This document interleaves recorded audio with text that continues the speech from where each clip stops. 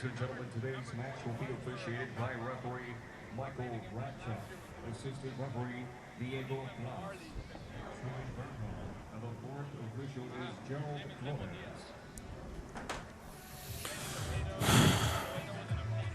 What time is it now? No? Okay. You're going to be coming out here pretty soon. Yeah. Should probably decide if we're going to do it again or not.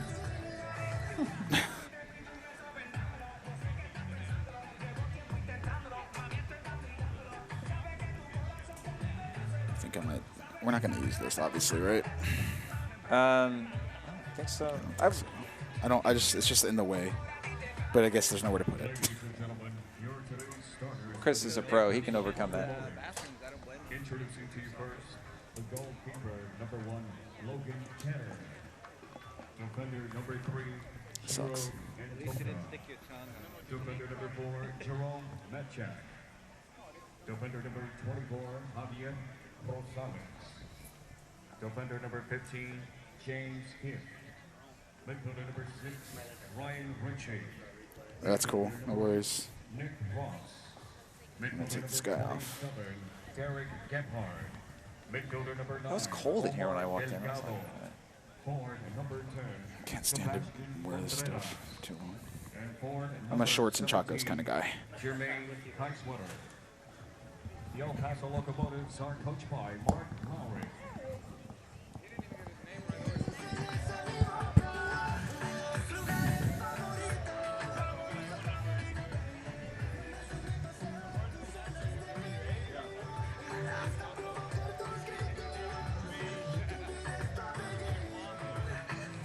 So I'll incorporate that into my hit. This. Oh.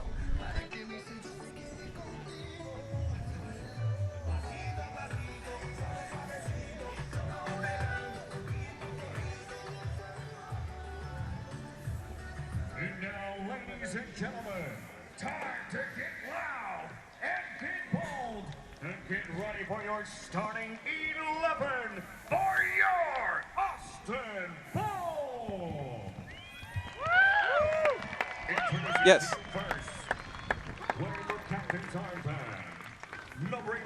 Do the lineups and toss it to Danny? Yeah. Okay. Goalkeeper number 24, Diego Escobar. Defender number 17, Sean McFarland. Number 15 defender, Amobi of Congo. That's not how you say his name. Defender number 4, Jermaine Taylor. Defender number 21, Thomas Zampiardi.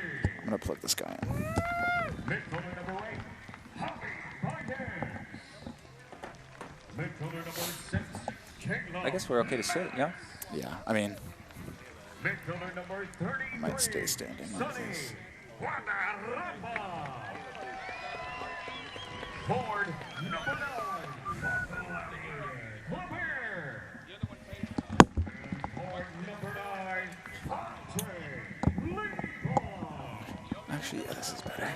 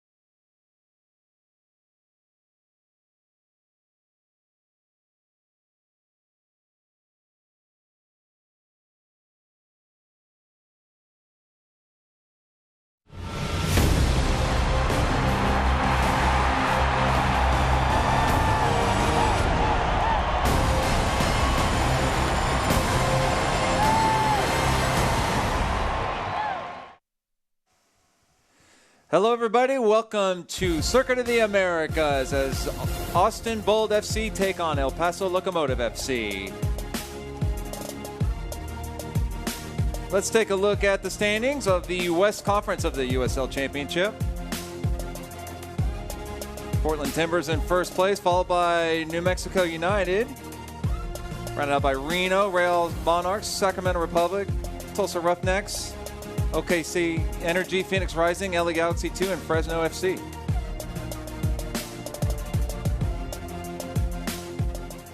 Hi, everybody. Happy Easter to you. My name is Arch Bell, joined alongside here by Thomas Godonzwai for this Copa Tejas matchup between the Austin Bold FC and the El Paso Locomotive FC. Really in store for a good one here on a blustery Sunday afternoon here at the Circuit of the Americas. And Thomas, these two teams, first-year teams, looking to kind of get kick-started in this season. Well, obviously, yes, very young teams, very young organizations.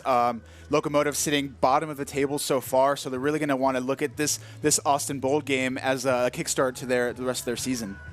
So let's have a look at the key players for both sides. Derek Gebhardt. Well, Derek Gebhardt, always a nose for goal.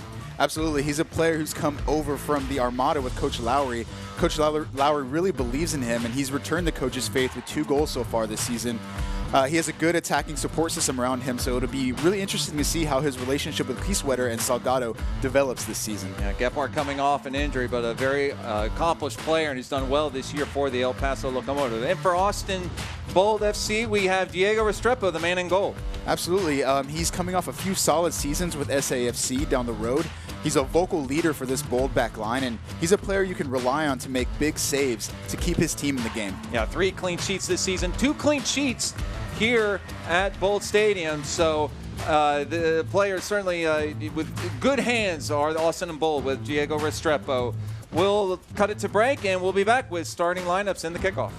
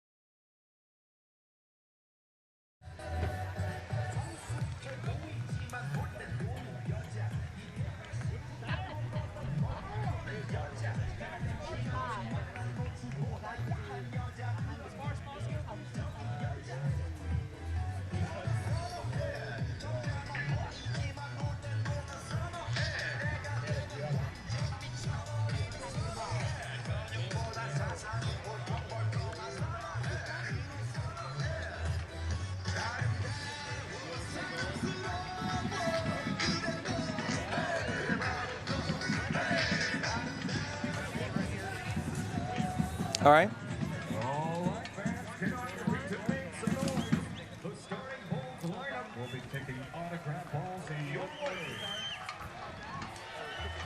Carl, I got to do the read.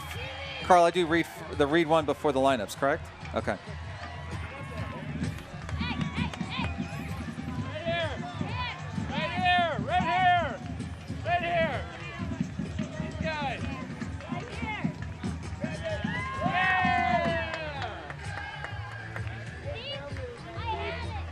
We don't have a red hat? Okay.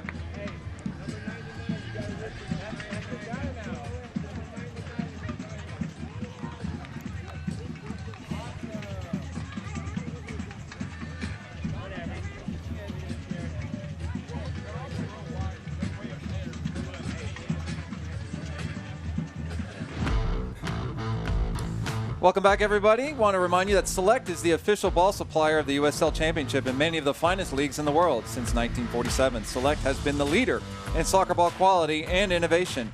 For the latest Select products and special offers, please visit selectsportamerica.com.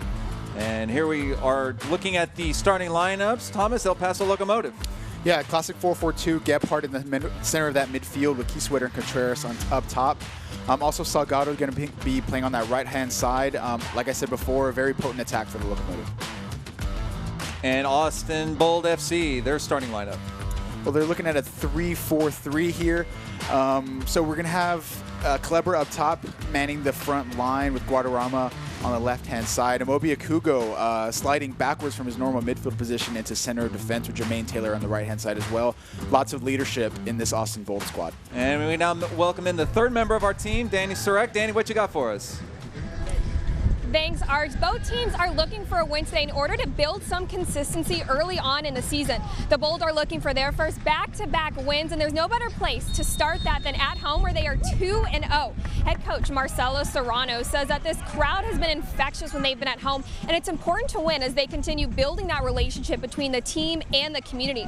The Locomotive are looking for their first win on the road, and head coach Mark Lowry says in order to overcome Bold's strong defense, his team is going to have to possess, however, move the ball quickly. They're going to have to find a way to create space in those one-on-one opportunities, and when they do, take advantage and enjoy them. Arch? Thank you so much, Danny. Great insight there from both bosses here. And in the first minute of play, Austin Bold looking to get something cooking now. The shot saved by the goalkeeper. Nicely done by Ketterer. And that was a beautiful through ball from Kleber there. Wonderful control, hold up play up top. And a nice through ball to Isaac. Nicely done there by the Austin Bold, looking to generate some offense early here as Austin Bold moving from left to right in the white, El Paso in the blue. Locomotive looking to clear and cut off nicely there by Malice. Callum Malice, might remember him from MLS days, played in Montreal Impact among others. Over on the left. Looking for Kleber. Now El Paso with the ball. So far you're seeing Kleber come in deep from that center forward position and really try to combine with the midfield. So it's going to be interesting, Thomas, how Austin, really the first time they've used a three-man back line this season. And here's some action right here from McFarland. Very confident going forward, putting on the moves in this Locomotive defense. Able to keep the ball here on this right-hand side and get a cross in. Cross in from McFarland, cleared away, but it's going to be cleared out for a corner kick for Austin Bold. So Austin Bold really starting the stronger of the two.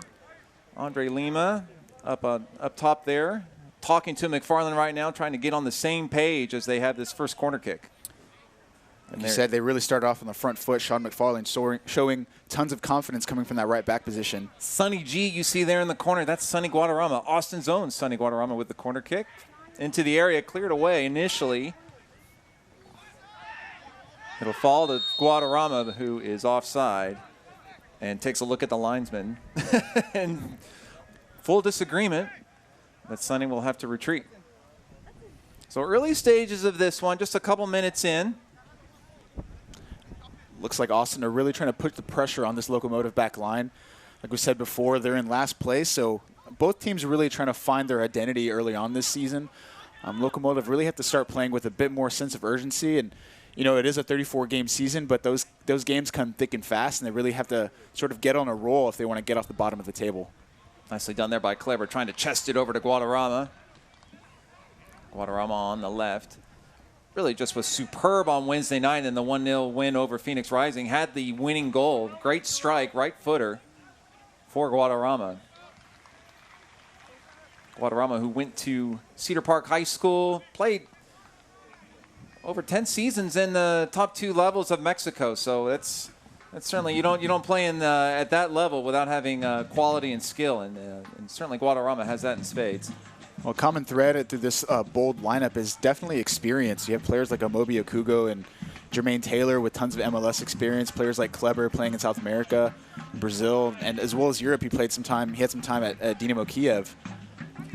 Ketterer on the ball for El Paso, the goalkeeper. He started every match this season so far for El Paso. Here's Omar Salgado on the left now. Salgado looking to make a move. Can't get past McFarland. Salgado, he's a tall guy, but he moves very quickly.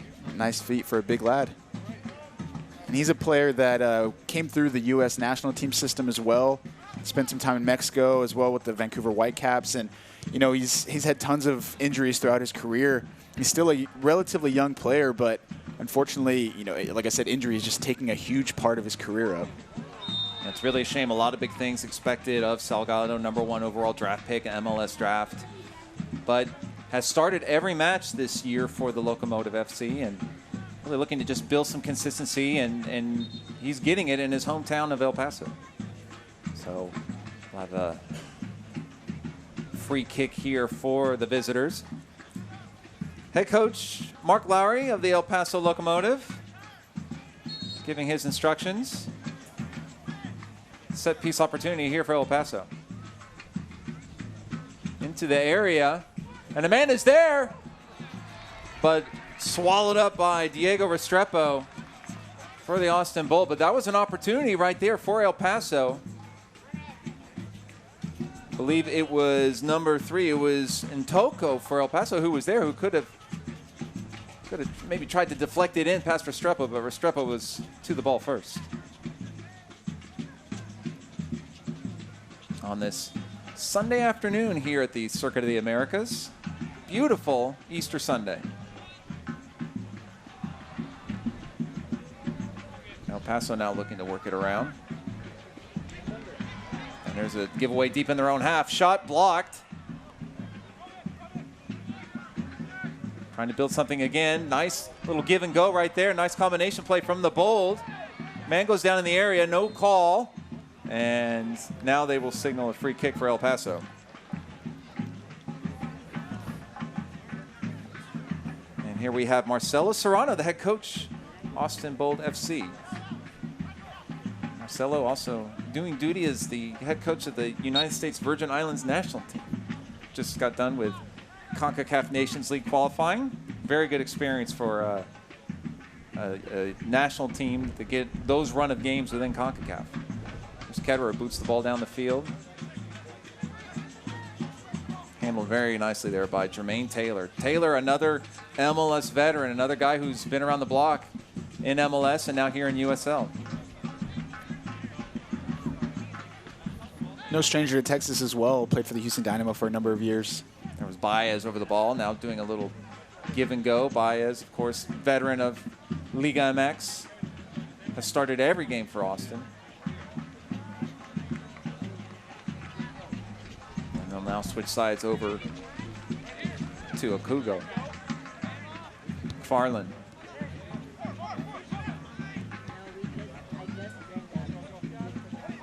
Malice there to collect. Baez. To McFarland. Bolt just content to be pinging the ball around, trying to establish that midfield. Had difficulty doing that so far this season, so looking to have that stability in midfield, own the game in midfield. I love their movement off the ball so far. You really see they have a commitment to play football on the ground, combined between Guadarrama and Kleber up top. They've been relatively dangerous early on so far. Ball goes out of play, and it'll be a goal kick for El Paso. There you see number 99, Andre Lima. For Bold. Guadarrama there. They've been very active here in the get-go.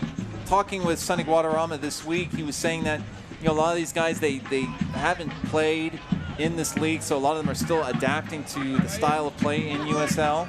This ball swallowed up by McFarland, plays it in, and Ketterer with no problem with it. It's a windy day out here at the Circuit of the Americas, so not a bad idea to just kind of float one into the area and see what the wind might be able to do, and might be able to end up with a ball in the mixer or something like that. McFarland has made, he's not bashful going forward. He made it clear that he's going to bomb down that right-hand side. El Paso, key man, Contreras, really the surefire starter. Has started every single game. Almost, you could say that one of the first names on the team sheet for El Paso. Really all the playmaking, all the attack runs through Contreras. So one thing Coach Mark Lowry is going to want to do is to get Contreras involved early and often here.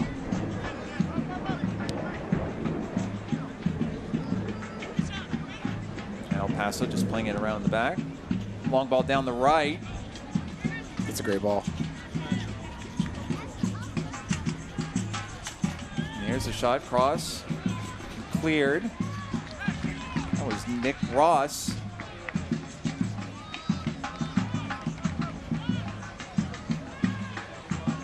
see Contreras.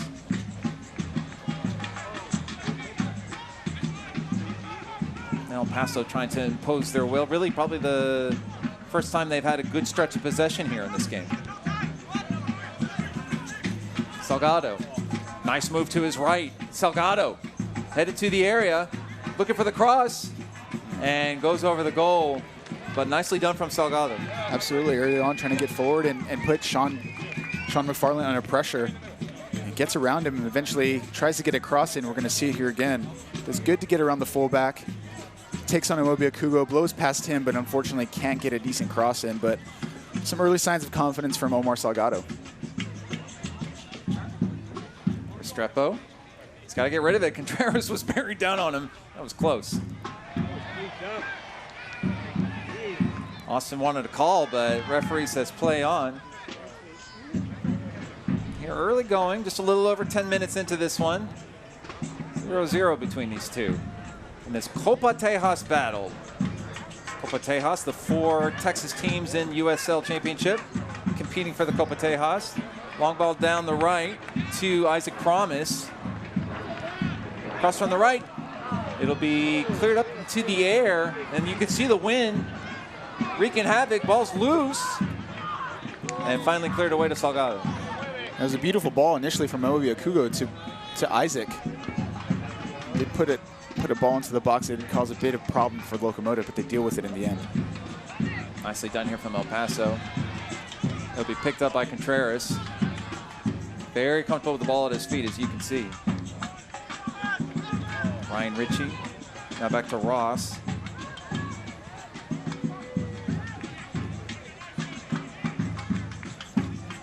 And here's a dummy, but cleared. There's Yuma down on the right.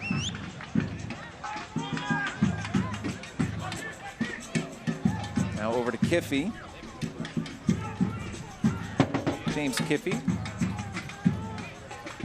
from Santa Barbara, California. Played at hometown UCSB, played in some lower division sides, Reno, Sacramento. Versatile player too, can play defense, can play midfield. So nice weapon for Lowry to have. Here's Contreras. Back to Kiffey.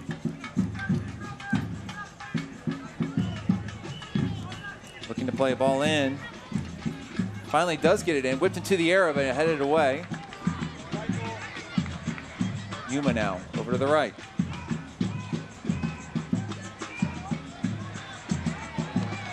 And now Austin will take possession. That's a foul. And it'll be a free kick for Austin Bold. Thomas, thoughts so far on this one? Kind of a back and forth. No real big chances quite yet. None so far. We're going to see here Austin Bold regaining possession. Then ultimately, looks like Kleber gets fouled. But so far, yeah, of course, both teams early on just trying to find their footing. You can see the Bold really trying to keep possession here and impose their will on Locomotive. Locomotive have had little bits, of danger going forward, particularly through Omar Salgado. But so far, it seems like the Bold are on top. This man right here, McFarland, has made no bones about getting forward and trying to be dangerous. And we've seen a little bit of combination play between Guadarrama and Kleber that's been positive, and Baez is looking to push forward as well. So far, the more exciting play, in my opinion, has come from the Bold, but we'll see how the game turns out so far. Well, really, it was big to solidify that back line, and they think they've done that. Now they're really trying to kickstart that attack. Here's McFarland on the right, hoping to do just that. Plays it to Isaac Promise, now talking to him, saying, hey, bring it right back to me. There's a man in the middle, looking for Promise, but taken away by El Paso. Now up to Contreras, the Argentine. Oof. There's a man there, but offside. Contreras picked up his head maybe a little bit too late.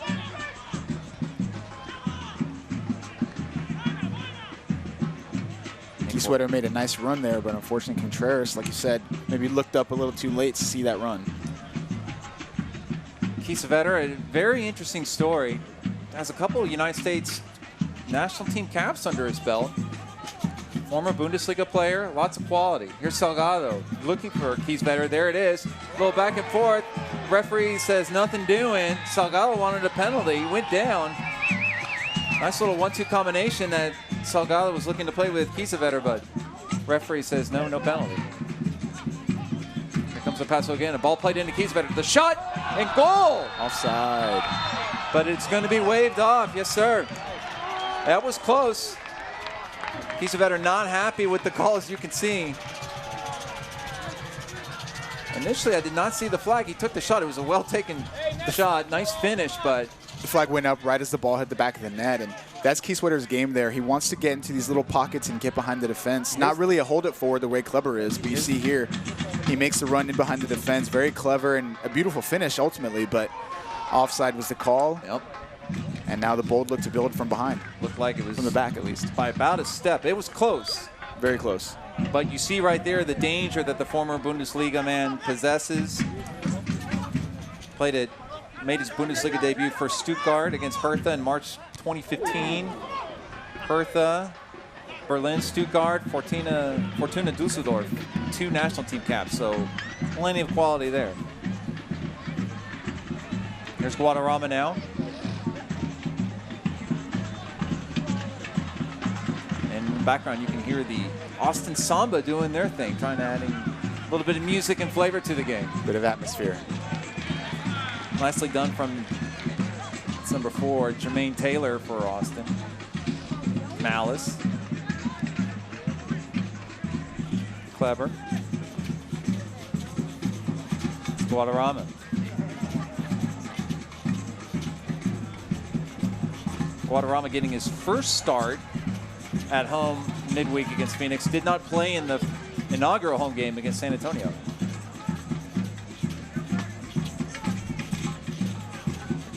That's Andre Lima on the ball. Guadarrama, Baez. Back to Baez, really Austin using that left flank. Trying to get something going there. Ball stays in play.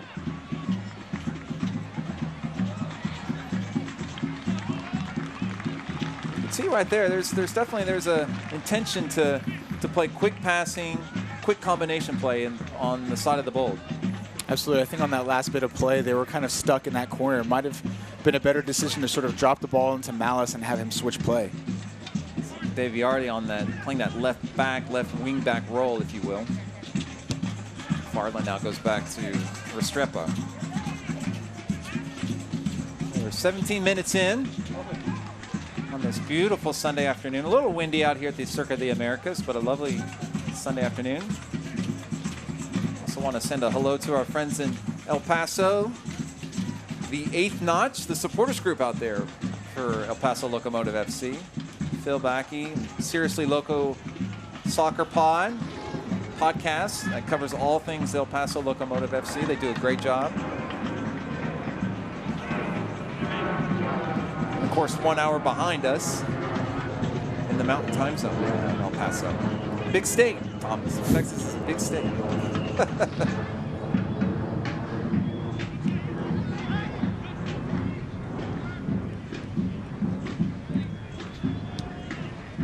Over to Salgado here on the left. Salgado is starting the season more in that number 9 role and then was shifted over to this left wing, and he's had more success playing there on the wing rather than the central role. Which is interesting because Kiesewetter kind of came up as a winger and Salgado sort of came up in that number 9 position. So to see them switch, you know, maybe Coach Lowry is seeing something in training that, you know, feel a little bit more strong in the opposite positions. There's Restrepo now in the Austin goal. Clears it away, and that'll go out of play. So in the El Paso midfield, you have 2 pretty seasoned players. Richie Ryan, number 6, Irish player. He started his career at Sunderland. Spent most of his career at Sligo Rovers there in the Irish top flight. But no stranger to soccer here in the U.S. Miami, Jacksonville, FC Cincinnati. And works well with Nick Ross, who played many seasons at Inverness in the Scottish Premier League. So the 2 key figures in that holding role there for El Paso. As we said in the open, you know, these are 2 brand new organizations and brand new teams. So it's really tough to get this huge group of guys together to play as one. So you're really seeing that here. They're really just trying to figure out how to play with each other and sort of work within the system of their head coaches. Yeah, and that was definitely the point made by Guadarrama, just adjusting. He said this is a league where it's fast-paced, it's physical, and it just takes some adjustment for some of these guys. Here's El Paso now. Long ball forward to Contreras. Salgado overlapping, but he's going to play it into the area. And ball up in the air in that wind. Restrepo's able to pull it down. It's confident goalkeeping under pressure from Restrepo. I mean, you just can't say enough about Restrepo, his experience. Referee Michael Radchuk is our man in the middle here. He's already had a couple conversations with players on both sides. Always busy are the referees in the USL Championship. They have a thankless job, don't they? Baez.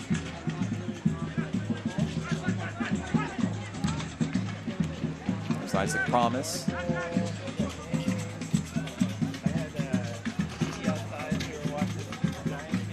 Kugo back to Baez, now back to Kugo. Crossfield pass, looking for Clever. Excuse me, that's Andre Lima. And Lima's going to get whistled for the foul.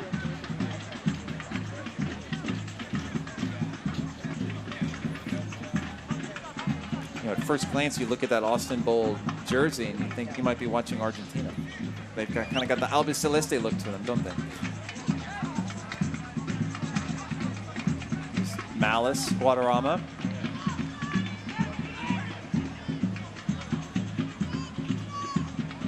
Ball inside now to Clever, who's fouled, and that will be a set-piece opportunity for Austin Bold. Clever says, hey, I want the card too to go with it, but none forthcoming. I wouldn't have been surprised. It looked like a bit of a malicious foul on when the Bold were kind of on a break offensively.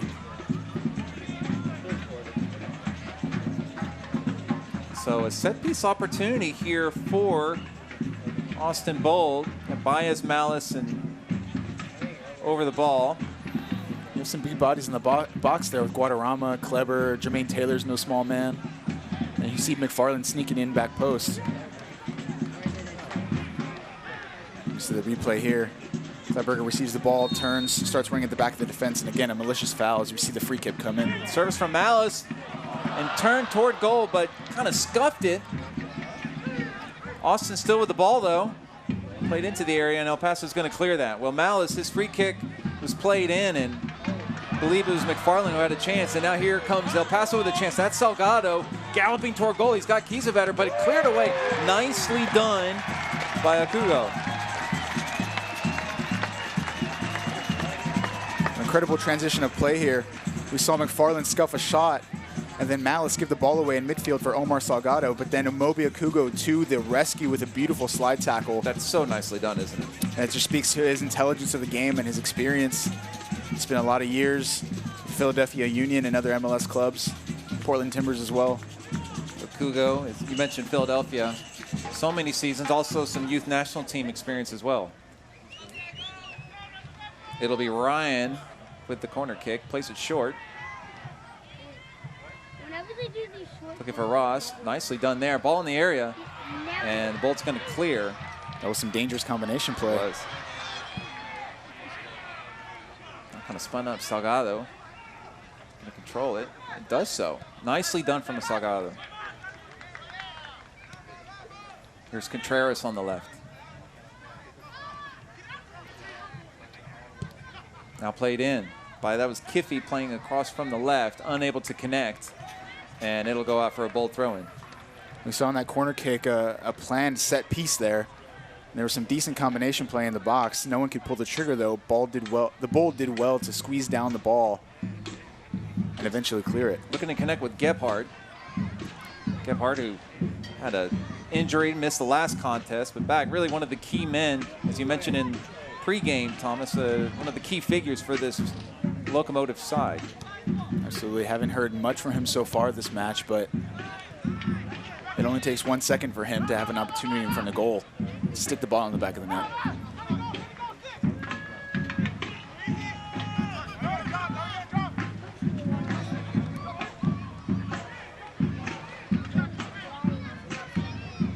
played out to the right. And Yuma. To Ross. Contreras. Back to Ross.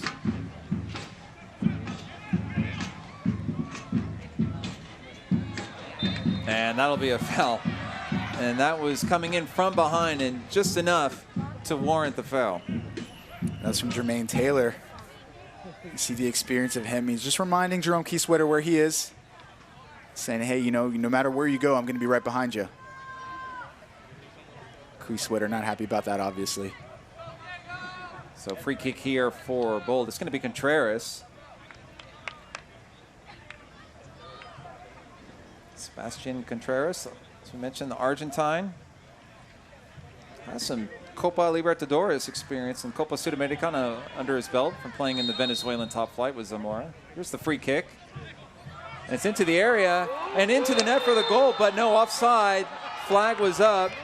It was Ntoko, who just kind of glanced it in, but was offside, and the goal does not count. Ntoko offside. Didn't actually touch the ball, but it looked like he went and interfered with play. We're going to see it again here. It was a great free kick. You see him offside from the very beginning, interferes with play. Ball hits the back of the net, and he's obviously offside. Yeah, I think you're right. I think that it might have just missed the top of his head. Those are two huge offside calls for the Locomotive. Some big warning signs here for the Bold to sort of get their act together defensively. Good eyesight there, Thomas. You're about 1 foot further away than I am, but you nailed it, so nicely done. Here's Malice in the midfield. Plays out wide to McFarland. McFarland with lots of space. Nice little move to his left. Now hooks it in, and the chance was there, and it's headed over the net. And Malice wants that one back for sure. And again, some great bit of offensive play from the right back, Sean McFarland. Takes it onto his left foot. Beautiful flat cross right onto the head of Malice. Looked like it got to him a little quicker than he thought it would. And unfortunately, can't get it on frame. And you could see the reaction from Sonny Guadarrama as well, because he was there too, but unable to convert. Arguably the best chance of the game, certainly for the Bold. They've had a ton of success coming down the right-hand side with Sean McFarland.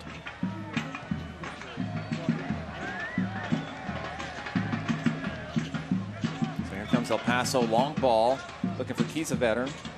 Now to Contreras, nicely done. Kiesewetter trying to battle his way through a pair of defenders, still has the ball. Not a ton of support for him up there. It's a bit of on an island a little bit. And now it's Andre Lima taken down. Baez. McFarland. McFarland looking for Promise. But Ketterer is there for El Paso. Quickly played out to Kiffy. Kiffy down this left wing. Worked well nicely today with Salgado. There's a ball into Salgado. And Salgado's going to win that. Left footer over the bar. Salgado did well to win that, just couldn't get it on target. Absolutely. Gets in behind and kind of out-muscles McFarland here. We're going to see the ball played in. Beautiful use of his body. Gets on the ball and just, it seems like he rushed the shot.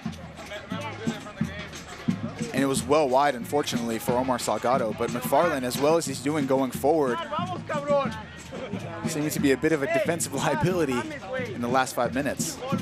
That's a nice shoulder-to-shoulder right there from Salgado, winning that very well.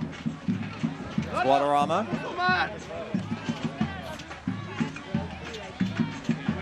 In the midfield.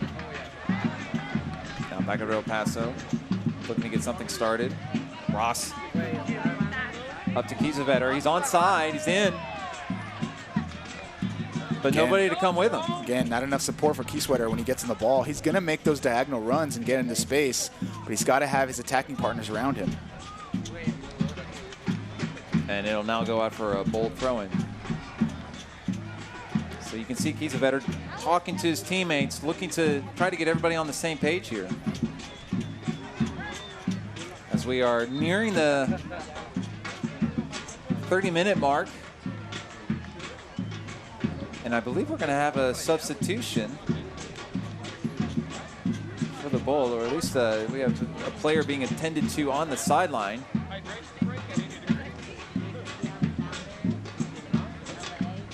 From this distance, a little tough to tell who it might be. Number 9, here we go. That's Kleber, who's on the turf right now, being attended to. Kleber suspended for the midweek win over Phoenix. Back in the fold today, and it does look like we are going to get a substitution. So the Bold having to go to their bench early. And by the looks of it, I think it's going to be Chris Tierpak, local product from Dripping Springs High School here in the greater Austin area. Former Austin Aztecs player who's going to get the nod to come on for Kleber. There's Tierpak. His hair much shorter than what it was when he was with the Austin Aztecs. Tierpak, just a different type of player to Kleber. Kleber's the classic number 9 center forward, wants to sort of drop a little bit deeper and combine with the midfield, whereas Tierpak wants to make those diagonal runs, similar to Keysweater on the Locomotive, to get in behind defenses. So a little bit of a switch in strategy here in terms of the center forward position. So we'll see how it sort of plays out for here on out. There's Tierpak with his headgear that he likes to wear. And Question number 9, entering the field. there's Tierpak getting warmed up, getting himself ready. That's always a tough spot, you know, Thomas, when you have to, there's an injury and all of a sudden you have to come in relatively kind of cold off the bench. You didn't get the proper warm-up, but Tierpak, a seasoned pro, he'll be ready. There's Contreras now. Austin now looking to strike. Andre Lima looking for Malice. Austin with the throw-in. Lima. Tobias swings it out to McFarland on the right. Tobias, Guadarrama. A couple Liga MX veterans in the midfield for the Bold. It really does show with their, you know, sort of calmness on the ball. Here's the first touch for Tierpak on the left. It looks like Tierpak is going to be playing on the left-hand side with Lima playing the center forward position from now on. Nicely done by Tierpak to win the ball back. It's Malice. Deviarding. Back to Guadarrama. Now to Tierpak. Looking for promise, but unable to connect, but not a bad look at all there from Austin. Combination play from the Bold has been very good so far. Just can't find that final pass. That was almost a decent ball in, but it was a very good interception from this Locomotive defense. So interesting, Marcelo Serrano having to kind of shuffle things around. You said that Lima's going to take more of a central role with Kleber out. Certainly like the last thing that Serrano wanted to have happen, to lose your number 9 so early in the game, but there's talent on the bench for Austin to fill in those holes. Absolutely, you know, Chris Tierpak, no slouch, definitely has some tons of USL experience. So no stranger to this league at all. Here's Guadarrama. He's going to play out wide to Deviarding. Back to Guadarrama.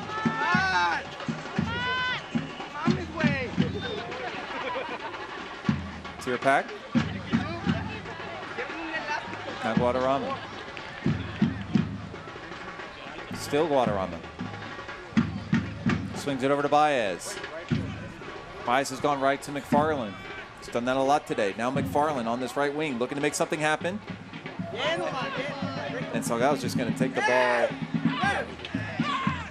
ball away from him, but it's going to remain with Austin for a throw-in. Here's Malice. McFarland. Baez. Back to Malice. It did not go out. Ball's live. And it's going to fall to Yuma.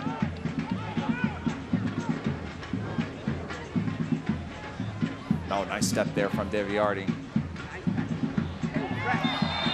And a tangling of legs on that left side, and it's going to be a free kick for El Paso. And it's like Yuma holding his back as play stops. Yuma from Madrid, Spain, started his career with Rayo Vallecano, one of the many clubs in Madrid, on the southern, I wouldn't say the southern outskirts, just the southern part of the city. Probably one of the one of the coolest stadiums you can visit in La Liga. When you come out of the metro, you're not even at the top of the metro steps and you already see the stadium. So very much a neighborhood club. Tons of character at that stadium. You know, it's not the Bernabeu where it's this massive, exactly, you know, overbearing stadium, but tons of character there. Lots of history. Lots of history. A history of helping form and develop good young players, and Yuma is one of them. Here's Salgado. Kiffy. Over to Ryan. Toko. Mishak Jerome, former Austin Aztecs man.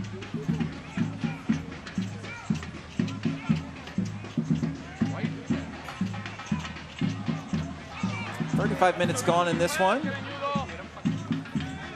It's interesting, El Paso with 2 goals, but both ruled out because of offside.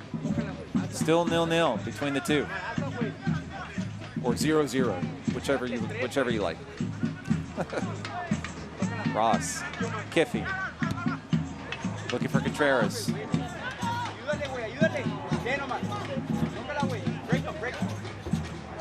And nicely won back by Austin. There's Baez.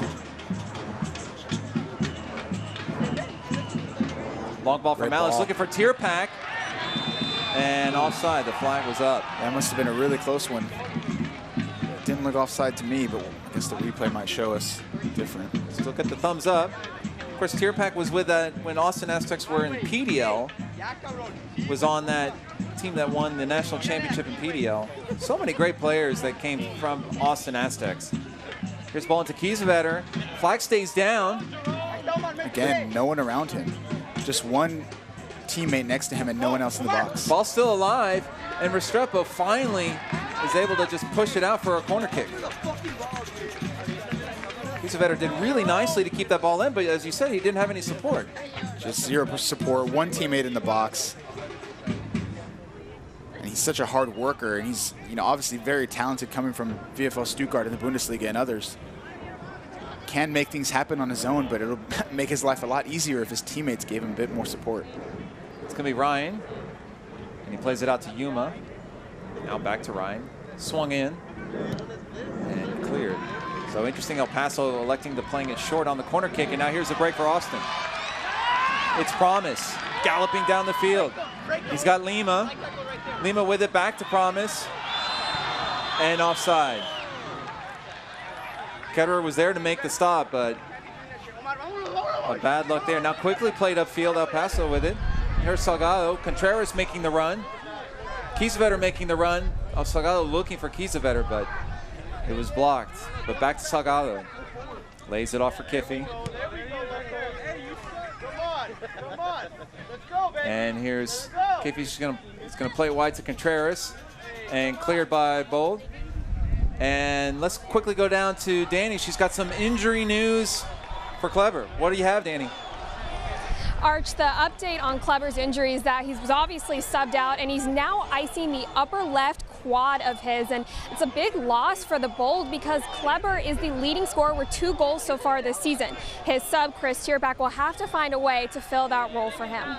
So big news there. Thank you, Danny. News there for Austin Bold FC. They're number 9, looks like with a quad injury. And Kleber, you know, coming in with tons of experience, as we said before, he's a big imposing figure in that front line for the Bold. So Lima really with the pressure to put that same sort of pressure on the back line of the Locomotive to really hassle those 2 center forwards the way Kleber does. And with Tierpak, you know, coming in from that left-hand side, he's going to have to really formulate an understanding with Lima. There's Daviardi now. Recalibrating here are the Bold. Baez probably, say he's probably had the most touches out of anybody so far today for Austin. There's a Kugo. Plays it into the area. Man, there, Tierpak was there, collides with Ketterer. Austin still with the ball. It's Lima.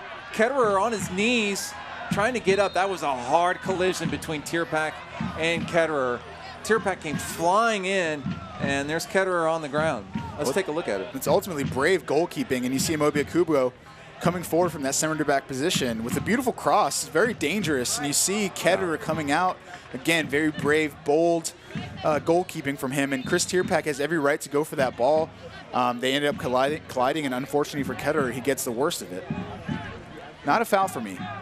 Some of the members of the El Paso Locomotive upset, thinking there should have been a foul called or something, but here's Ketterer definitely shaken up after that collision. Juan Ramirez is the #2 goalkeeper for, no, excuse me, it's Gertrude Fordall. El Paso Locomotive fans, I'm sorry if I butchered that. I might have. But he is not yet to play this season, so he might be getting a look right now. We saw in the replay, Ketterer reaching up high for that ball. We're going to see it here again. Akugo, very dangerous cross in there. But Ketterer punching away, getting the worst of it. Probably a bit of a shoulder and elbow to the ribs. And that's never fun. As a goalkeeper, you have to make those types of plays, though. Ketterer sitting up at least. Maybe either the wind was knocked out of him. Conversation there between two players, two opponents. We don't know if they understand each other, but the conversation's being had. And Ketterer definitely slow getting up. That was a very hard collision. Ketterer's done such a nice job this season for El Paso. From Madison, Wisconsin, played his college soccer at Bradley. A brief stint at MLS with Columbus Crew, and has started all 5 games for El Paso.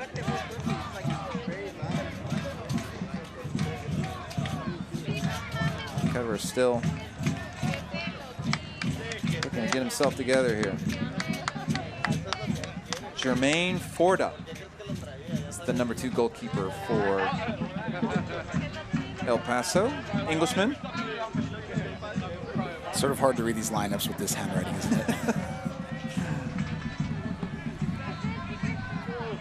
So this will definitely give us a few extra minutes of stoppage time at the end of the first half.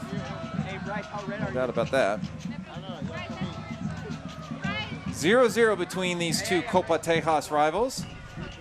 Austin Bold taking their first Copa Tejas match. It was a 1-0 win against San Antonio FC in the first ever match here at the Circuit of the Americas.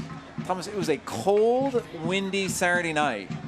Stadium was packed, stands were full, but it was freezing, but the fans withstood it, and Austin came away with the 3 points. Some heated conversation going on between Lima and Yuma.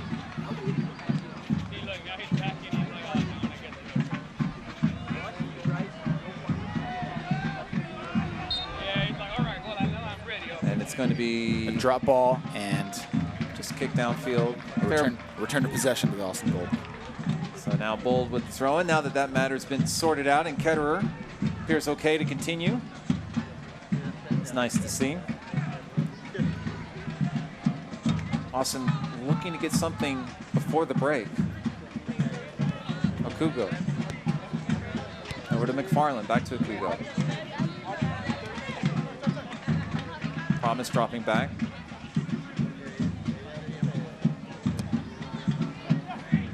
Long ball looking to McFarland, but nothing doing there, and it goes over to El Paso. There's Intoko. A little bit of pressure here from the Bold.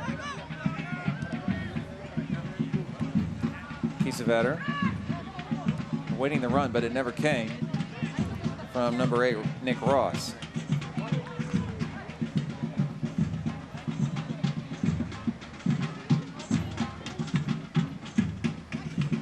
Certainly on this day, it's a windy afternoon, but not nearly as windy as the first game against San Antonio. So the ball in the air, not swirling around as much. Here's a ball down to McFarland down the right, taken down on the edge of the area, and that will be a free kick and the first yellow card of the day. That's going to be issued to Chiro Intoko, center back for El Paso. That's absolutely the right call there. A very harsh challenge from Intoko on McFarland, who again has been just bombing down that right-hand side, really causing that back line all kinds of problems. And Toko seems to have just come across and made a decision that he was going for it one way or another. Unfortunately, it was quite late, and McFarland got the worst of it. Dangerous free kick here around the box, though. We're going to see the tackle again. Again, Amobi Akugo just distributing from that center back position, and it's a nice ball between Omar Salgado and McFarland, and again, just not a good challenge. Deserved yellow card. So the rash challenge there from Intoko. That's going to give Sonny Guadarrama a free kick. And as usually happens in the box, there's some tugging, some grabbing. And now the free kick. Looks like it's going to be Deviard who's going to take it. This could be a hard in-swinger. If he's smart, he'll put it on target back post so that if no one touches it, it hits the back of the net. Let's see, I believe that's Promise there at the back post, lurking. It's very dangerous here for the Locomotive. They're really going to have to be smart in defense. There's the shot, deflected. It goes to Malice, and it's going to go close to the racetrack here at the Circuit of the Americas. Well, it looks like that's what Deviardi was going to try to do, is hit that ball hard and low in the back post, but unfortunately coming off the wall there. There will be a minimum of 4 minutes of added time. So 4 minutes of stoppage time, of added time here at the end of the first half. Most of that down to the Ketterer injury, also the injury to Kleber for Austin Bold. He's only having to make his way to the sideline with a quad injury, replaced by Chris Tierpak.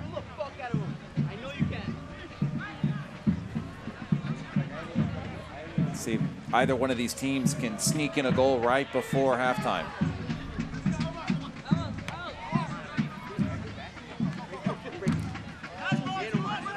And it'll stay with the Bold. It's McFarland with the throw-in. Quick throw into Promise. Promise down the right. Cuts to his left. And then it'll go right to Yuma. Stolen away by Baez. Over to Tierpak. Nicely done by Javier Baez for the Bold. Here's Tierpak. Plays into Guadarrama. Nicely done. Cut back. There's Lima. Unable to really get a good header on target, and it's going to go over for a goal kick. That's great work down the left-hand side there from the Bold. Unfortunately, Andre Lima heading over. But again, good combination play. Nice little chip ball to the back post, but just not quite within reach for Andre Lima. Yeah, he had his weight going backward, and just so hard to generate any kind of power going. Exactly. Getting forward.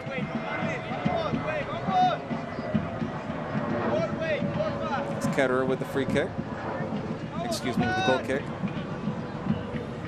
So we're in the final 2 minutes of this first half into added time. This Copa Tejas duel 0-0. Here's Guadarrama. Wednesday's goal scorer for the Bold. Over to Lima. And that's going to be cleaned up there by El Paso. And McFarland's going to get called for the foul. He disagrees. He's got to be careful with those bursts of passion there. He can get a yellow card for dissent. We're going to see it here. Good pressure from the Bold. And again, yeah, it's from behind. He does win the ball, but after he gets the player, so. And Richie Ryan, such an experienced player, 34 years old. He knows how to win those fouls. Here's Salgado.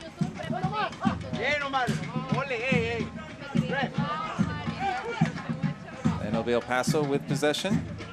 So we head into the final minute of this first half. Kiffy with the throw-in.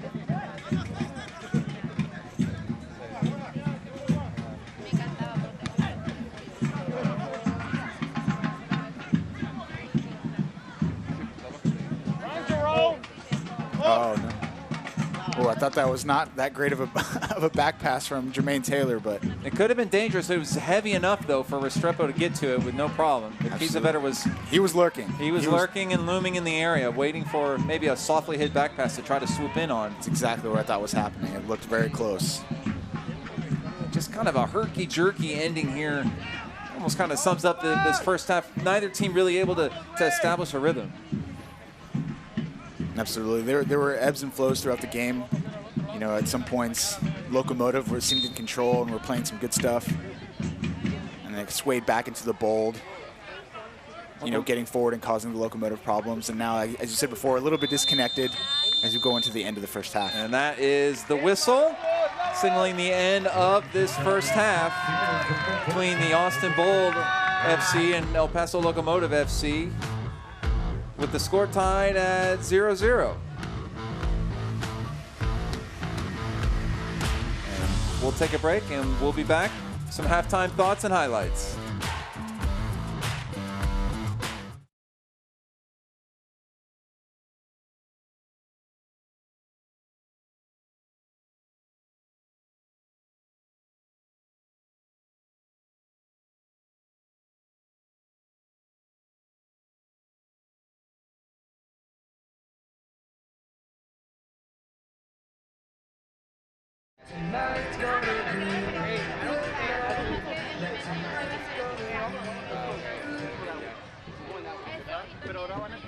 And miracles occur.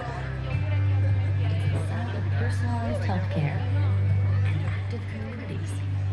It sounds like life, and it's what you hear when you really listen. Centrally located just 15 minutes south of downtown Austin, right off of I-35. Farmhouse is the official apartment complex of the Austin Bowl. Inspired by traditional architecture of American farms. Farmhouse apartments, modern farmhouse design, exemplary amenities.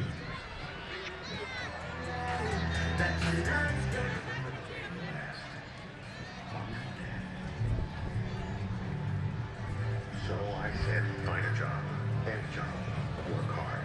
That's just how it is. But of course, she didn't listen. If you show you there's another way. I'm proud of you.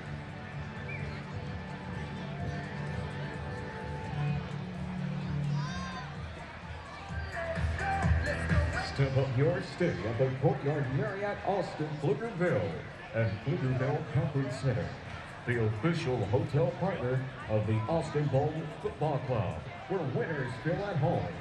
Go to austinbowlfc.com/partners to make your reservation.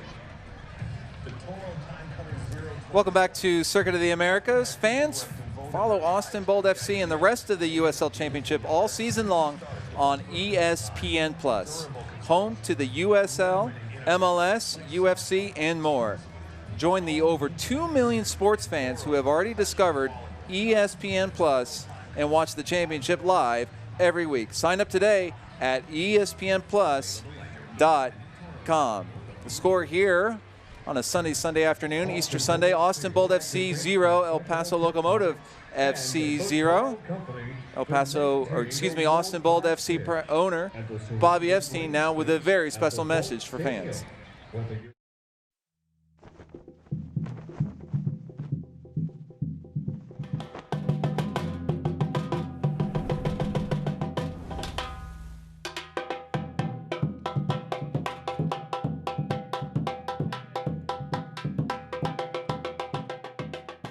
And it's my pleasure to welcome all of you to Del Seton Medical Center at the University of Texas for a very exciting announcement this morning, to where we're announcing that Ascension Seton is both the title sponsor and the medical provider for the new Austin Bowl here in Texas. So we're very excited for that. So when the players, athletes, or families need care, we're going to be there and have the people available for you on the field.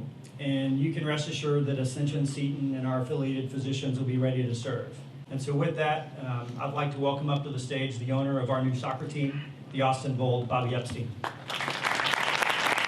I was trying to think of a lot of the similarities, and there are a lot of similarities between Ascension Seton and the work they do and the Austin Bowl and the work we try and do. With all the giving you do, we want to be meaningful too. And for that, and to show our commitment to this community, the Bold are going to give 5% of all their ticket sales to Dell Children's Hospital.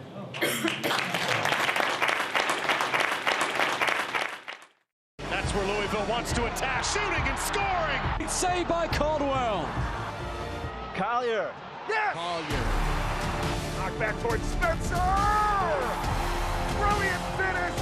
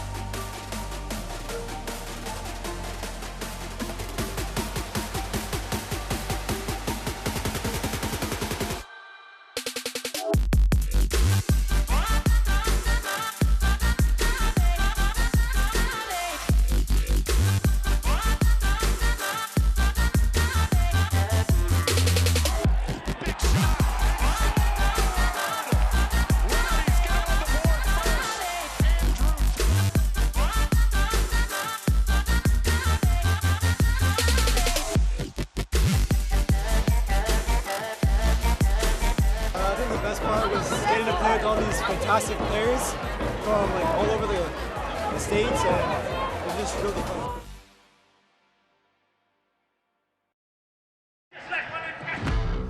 Welcome back, everybody. Austin Bolt FC 0, El Paso Locomotive 0. Get updates and alerts all year long by following your club on ESPN.com.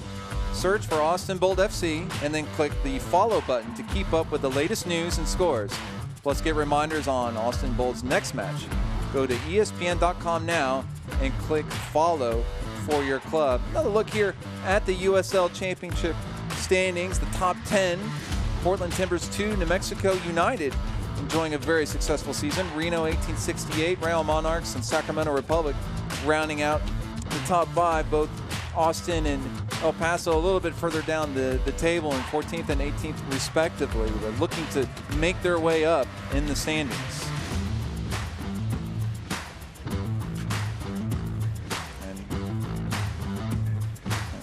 Looking to have a look at some of the other scores. Real Monarchs 3, San Antonio FC 2, not for the faint of heart. OKC Energy FC 1, Orange County SC 0. Rio Grande Valley including a 5 spot on the board against Eric Winalda's Las Vegas Lights FC, 5-2 the final there in the RGV. Portland Timbers 2, and the Colorado Springs Switchbacks FC 2. So plenty of goals poured in on this USL Championship weekend. Still waiting for our first one here in this Copa Tejas clash. And the current standings of the Copa Tejas: Austin at 1-0-0, and San Antonio FC 0-1-0. So that lone Austin win coming against San Antonio FC 1-0 2 weeks ago. El Paso and Rio Grande Valley playing to a draw. So those are your Copa Tejas standings. Always something to play for. The next match coming up in the Copa Tejas, that's going to be on May 23rd when RGV travels to El Paso to take on the Locomotive. So Copa Tejas, definitely a trophy to be had. So we will go to another break. We'll be back with some more action here at the Circuit of the Americas.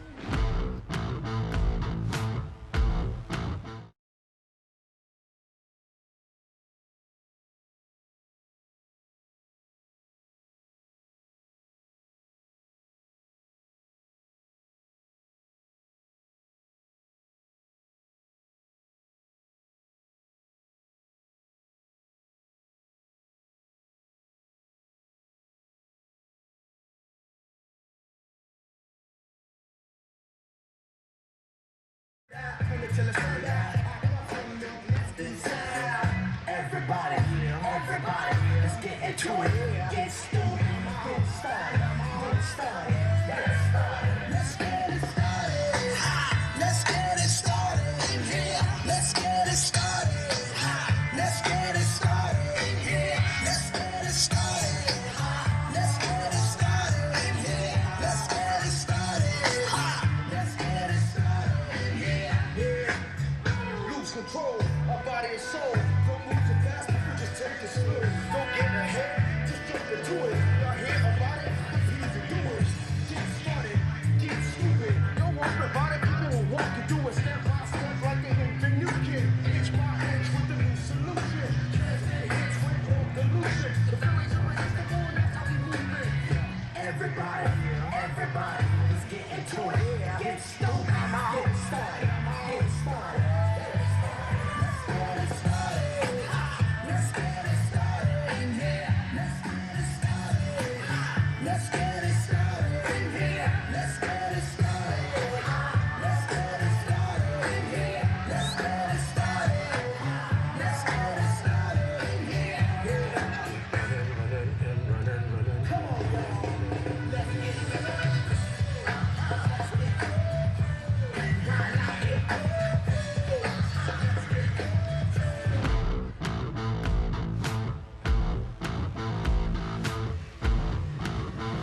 El Paso Locomotive 0 here at the Circuit of the Americas. Halftime.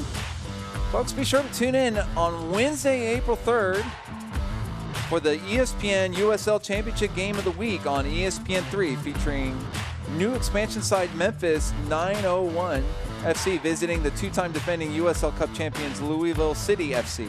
It's the week's best match on the Game of the Week, April 30th on ESPN3. Now to the first half highlights, Thomas. No goals, but we've had a couple looks at goal.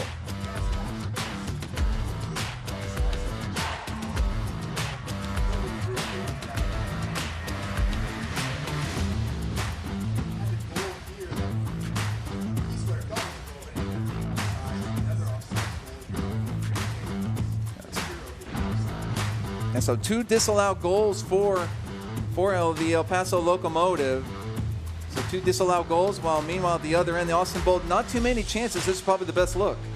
Again, Isaac getting in behind the back line of the Locomotive and getting another shot on goal. But again, another offside call, something that was pretty consistent throughout the first half. So the match stats, Austin Bold registering 6 shots, but only 1 of those on target. El Paso still with 0 shots on target. Possession pretty even at 52 and 48. Slight edge for the hosts. Passing accuracy also fairly even as well, and corner kicks a slight advantage to El Paso Locomotive. Just 1 yellow card on the day that was issued to Intoko for the Locomotive, and of course no red cards. So your first half match stats, and let's have a look at the upcoming schedules for El Paso Locomotive FC. They'll be home to Reno 1868 FC, and then a visit out to Colorado Springs Switchbacks, home to New Mexico United, another home date with Sacramento Republic, and then a trip up to the Pacific Northwest to take on Portland Timbers 2. So busy schedule ahead for El Paso. And for the Austin Bold FC, their upcoming schedule, they'll be hosting the Real Monarchs, and then a trip out on the West Coast to face the LA Galaxy 2. The Galaxy with plenty talented youngsters in that pipeline. That'll be a tough test. Home versus the OKC Energy on May the 10th, followed by Orange County away on May 18th, and then 4 days later, another trip in California to Fresno FC. So a couple West Coast trips for the Austin Bold FC.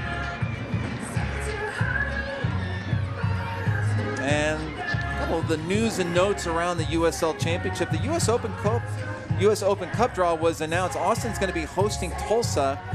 New Mexico also visits Phoenix, so that should make for a couple interesting games. And Orange County has acquired 2019 MLS Super Draft #1 overall pick Frankie Amaya for a 1-month loan from FC Cincinnati. So U.S. under-20 player, Thomas, that'll be nice for him to get some minutes. Absolutely, #1 draft pick, maybe not quite ready for the big show, so able to play with Orange County to get, like you said, some experience in a professional league. So he's definitely a promising player, so we'll see how he performs for Orange County. And I know he'll want to get some minutes ahead of the under-20 World Cup coming up this summer, hoping to be on Tab Ramos' squad for that as we get set to start this second half here, the Circuit of the Americas on this Easter Sunday. Happy Easter to you, wherever you're listening from.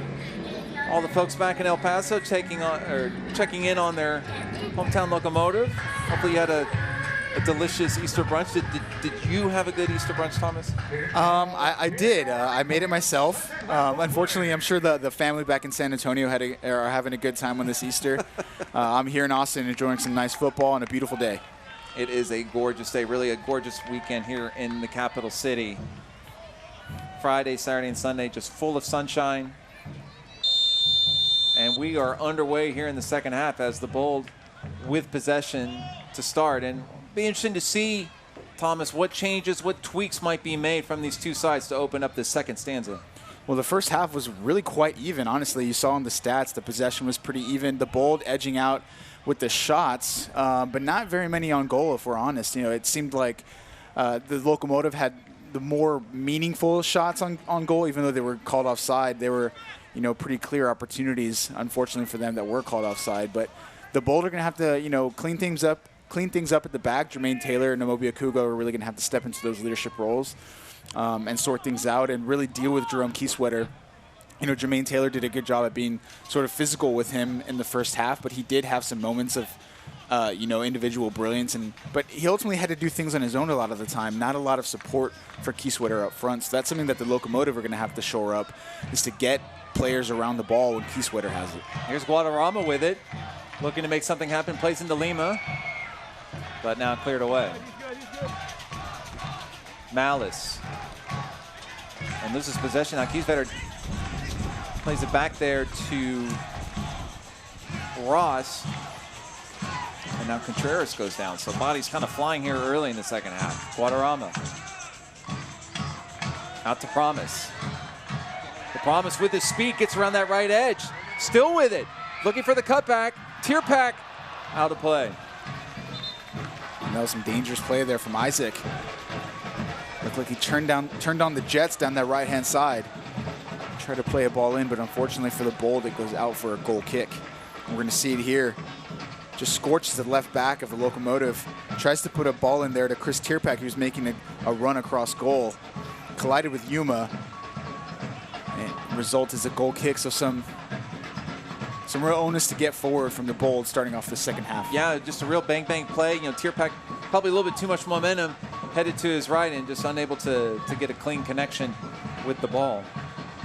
Ketterer boots it out. Ketterer with that collision with Tierpak, but fortunately appears to be okay. I want to give a quick shout out to El Paso. El Paso teams have had a lot of success here in the Austin area this weekend. San Elizario won the 4A Boys State Championship, and El Paso Bel Air the 5A Boys Championship in soccer up at Birkelback Field in Georgetown. So kudos to those two El Paso high schools taking home state titles back to their hometown. Good for them. Could be a good omen for this Locomotive team. We'll see. El Paso Locomotive looking to become the third El Paso team to emerge with a victory here on this weekend in Central Texas. Baez just kind of floats it to Promise there on the right. Ball across. And that's going to go out for a corner kick. We might have taken a deflection. I didn't see it, but that took a deflection out, and it's going to be another corner kick for Austin. So Austin with the bulk of play as you take a look at the Austin Samba Band. Creating a nice atmosphere for this game today. It's taken shortly. Baez, Guadarrama into the area. There's Lima, Tierpak over the crossbar. It looked like Lima was going to be there for the header. It goes over his head. Tierpak had a look, just couldn't get it on frame. Absolutely, look like Lima wants to attack this ball. As you see the ball being swung in. And Lima looks to try to attack it. Chris Tierpak ends up getting on the end of it, and unfortunately it goes well over the bar. So Austin, you can see playing up, definitely pressuring high up the pitch. And they're going to try to force El Paso to have to play it long and then try to win the ball in the midfield, which they do. Baez, Guadarrama. Sonny going right at the defense right now. Defender falls. That was in Toko. Guadarrama shot. Blocked. Still Guadarrama, though. And El Paso able to collect it. That's Ross. That's a good play to be able to play out of danger there from the Locomotive. Now over here to Gephardt, who's got plenty of time and space. Drops it back to Yuma.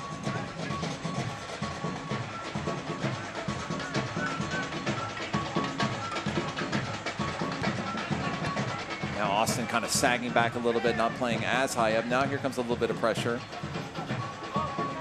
And Toko. Over to Kiffy. Up high to Contreras. Here comes the overlapping run from Salgado. Ryan. Contreras. There's the run for Kiesewetter, but too heavy, and it goes out for a goal kick. Kiesewetter understandably frustrated with the lack of quality of final ball from the Locomotive. Like I said before, whenever the ball does come at his feet, he has no support, so understandably, sort of frustrated with his midfield. Malice plays it long, but it's deflected, and it's going to go right to Yuma. He wanted Tierpak. Ryan. Contreras. The Argentine dishes it to Salgado. El Paso native. Austin wanted offside, and there's the flag and the whistle. Good job by the Bold back line to hold their line and stay compact back there. Austin Bold yet to concede here at home through 2.5 matches. 1-0 win over San Antonio FC and 1-0 on Wednesday night against the Phoenix Rising. Daviardi on the left now. Back to Malice.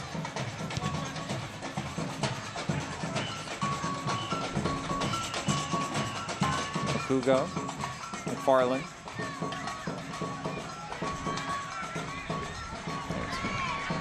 Plays it to Baez, looking for McFarland on the right. They wanted a foul, they wanted a handball. Nothing coming. Here's Kiesewetter on the run. Here's where he can be dangerous. There's the shot, deflected, and that's going to go out for an El Paso corner kick. So as you said, Kiesewetter, he gets the ball and he's going at the two defenders, creates a little bit of space and was able to get a shot off. It was deflected, but you can see the danger he possesses. Absolutely. He's such a good handler of the ball, and he's quick at that. You got Jermaine Taylor on him as well, and he ends up getting a shot off and you know, getting that corner. So corner kick coming up here for Locomotive. And it's going to be number 6, Richie Ryan, the veteran Irishman, at the corner flag. Playing an in-swinger. Early stages of the second half, still 0-0. Here's the ball.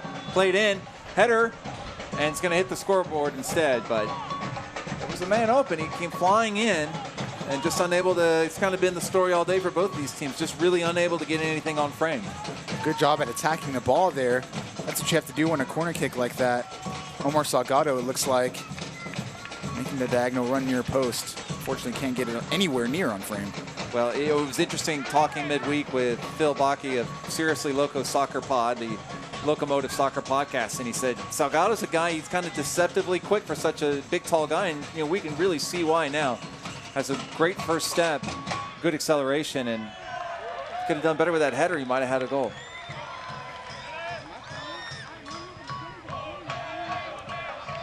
Here's Taylor now. Over to Daviardi. Lima looking for Tierpak. Right-footed shot, and again over the bar. But Tierpak taking a rip at goal. I love that positive mentality from Chris Tierpak to just take that touch, have a turn, and have a shot.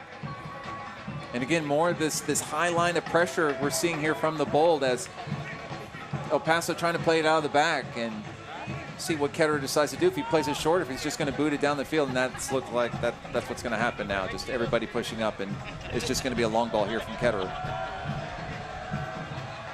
So the Bold confident that they can win that ball there in midfield. Just kind of thrust up into the air. Lima looking to win it. Here's Guadarrama.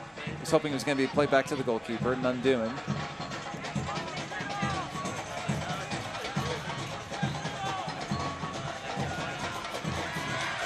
And out for a Bold throw-in.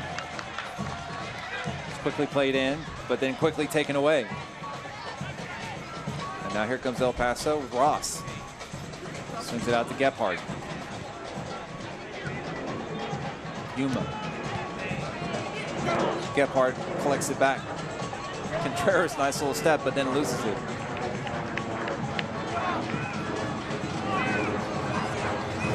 Baez. Down the right, McFarland beats it to Promise. Still Promise. Taylor. On the wing to Tierpak, and Chris unable to haul it in. Chris Tierpak, as we mentioned, on those Austin Aztecs PDL team. Kakuta Mane was on there, Kyrie Shelton, Dylan Powers. Some good talent that came through Austin Aztecs, Austin Aztecs 2.0, if you will. Meshach Jerome for El Paso, he was on Austin Aztecs 1.0. The first life, if you will, for the Austin Aztecs. Guadarrama touches it for Promise. Back to Malice, swung out wide left to Daviardi. Here's the cross. And cleared away. Guadarrama was there at the back post, but just doesn't have the height.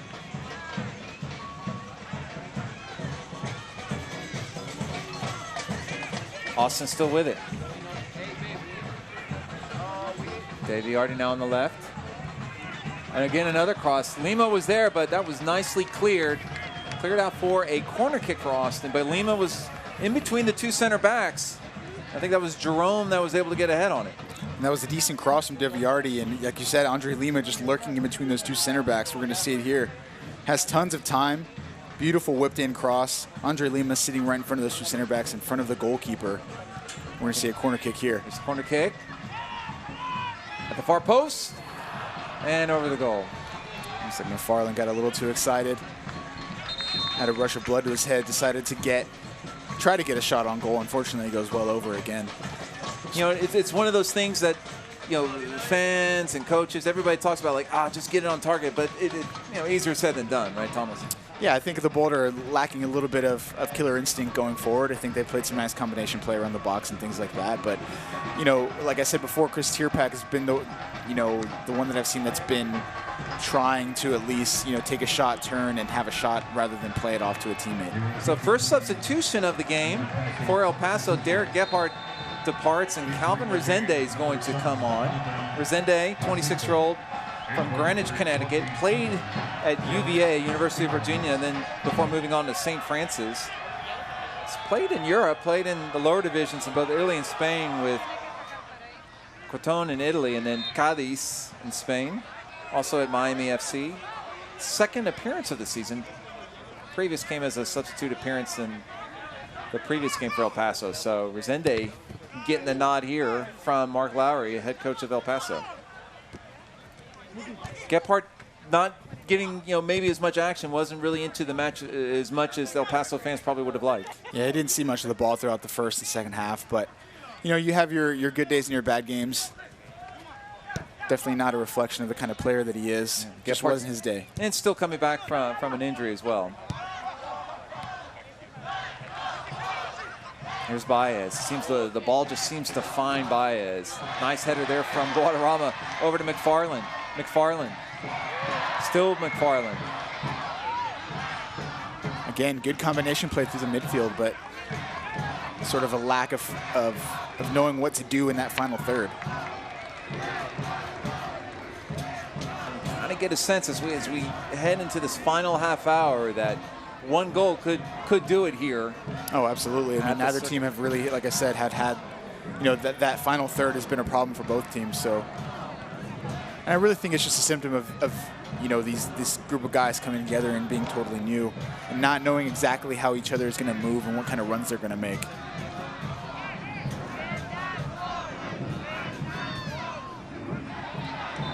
And that's going to be a foul in favor of El Paso. And, well, I mean, you see it around soccer all the time. You know, teams that have been together. I mean, look, you know, Ajax of Amsterdam, of course, you know, Champions League semifinalists. You know, those players, they've all come up through the Ajax system together. They know each other so well, and they play so beautifully. Absolutely. Camaraderie is a huge thing. And really just knowing how to play within the system and knowing each other's responsibilities. And, you know, a lot of times the greatest teams know where their teammates are going to be, you know, before they're even there. So that's something that you have to build over a period of time, though. It doesn't happen over 6-7 games.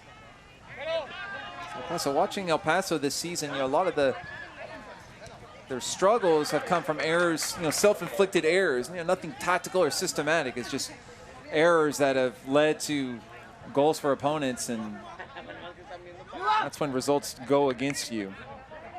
Still looking for as a complete 90-minute performance. Like, keeping a clean sheet here, but looking to get something going in attack. Here's Salgado.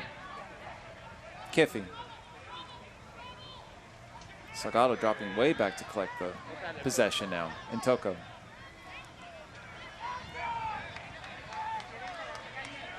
Nice battle in midfield there between Baez and Contreras. And Salgado gets it to Contreras. Contreras now with some room, and El Paso now going forward. Lots of space. Out wide here to Resende. Basically his first touch.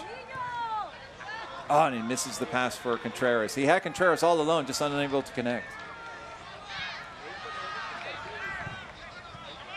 Yuma intercepts it. Resende. And cleaned up nicely there by Ryan. Contreras. Looking for Kiesewetter, goes down. And it's going to be a free kick right on the edge of the area and a yellow card. And that was extremely close. I might have even thought that was going to be inside the box. But it looks like it's going to be played right on the edge of the area.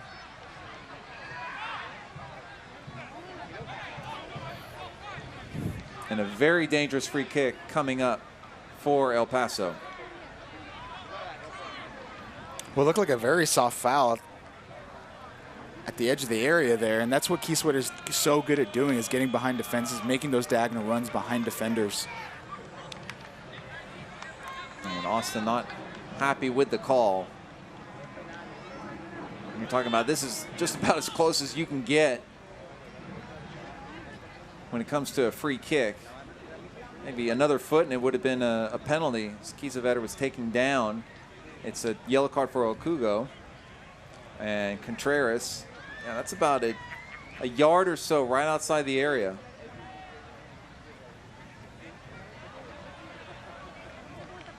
So I'll be curious to see how El Paso approaches this. If Contreras is going to go for goal, Salgado's also right there. It was interesting to see players debating and discussing who's going to take the free kick and who's not. It looks like it's going to be Contreras's. You'd imagine those decisions have to be made on the training ground. And it's going to be Contreras who's standing over the ball, the Argentine.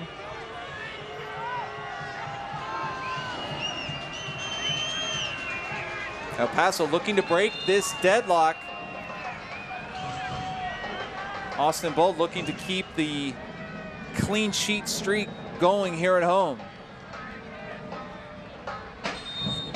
Quick free kick taken. And just misses. Boy, that was extremely close. A little too close for comfort if you're an Austin Bold fan. Not much of a run up. Contreras trying to catch Restrepo off guard. And he just kind of curled it. It was a little bit deceptive because you saw the net ripple thinking it might have gone in, but it was just missing. It hits that back corner. Fortunately for the Austin Bold. It's a very cheeky little free kick there from Contreras. Unfortunate not to come up for him. Yeah, his countryman Lionel Messi, that's something that Messi likes to do now, just to kind of curl or carve a free kick into the area. And we have a substitution now. Looks like Valerie Saramutin has come in, replacing Callum Malice. So the second change of the game for Austin Bold. Saramutin on.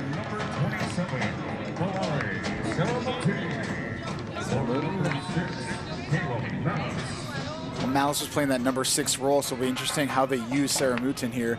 If it's just a like-for-like switch, or if Baez is going to sort of sit a little bit deeper. We'll have to see how it plays out. It looks like Saramutin is playing that number 6, just sitting deep in that midfield role. Saramutin, a Russian youth national team player, formerly.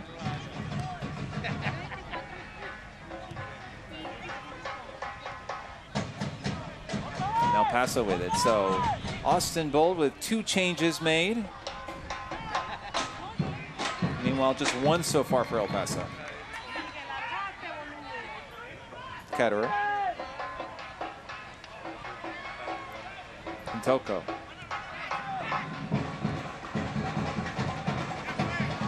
Here's Ross. Lots of room and space. Ross charging down this right flank, looking for the runner, and he fires it right at Restrepo, and that's got to be incredibly frustrating for those El Paso forwards. Just that lack of killer instinct going forward from both teams. It's been very unfortunate because they have, like I said, been combining really well and making decent passes in the midfield, but once they get into that final third, it sort of just tends to break down for both clubs. I mean, Ross had an acre of space on that right flank. Tons of time and room to make a decision. Keysweat and I think Rosende were just charging into the area, unable to connect. Now here's Guadarrama, left footer, blocked. It falls to Baez. Back to Guadarrama. Kugo. Now McFarland. There's Saramutin with his first touch of the game. Taylor. Deviardi now over to Tierpak. Tierpak looking to make something happen. Drops it.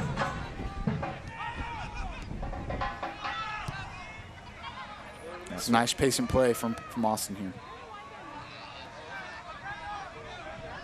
Nice little touch there from Saramutin. No, but instead it goes right to an El Paso player. Fans trying to get something going here at the Circuit of the Americas, trying to get the Bold to summon up something in attack to break this deadlock. 0-0, 67th minute.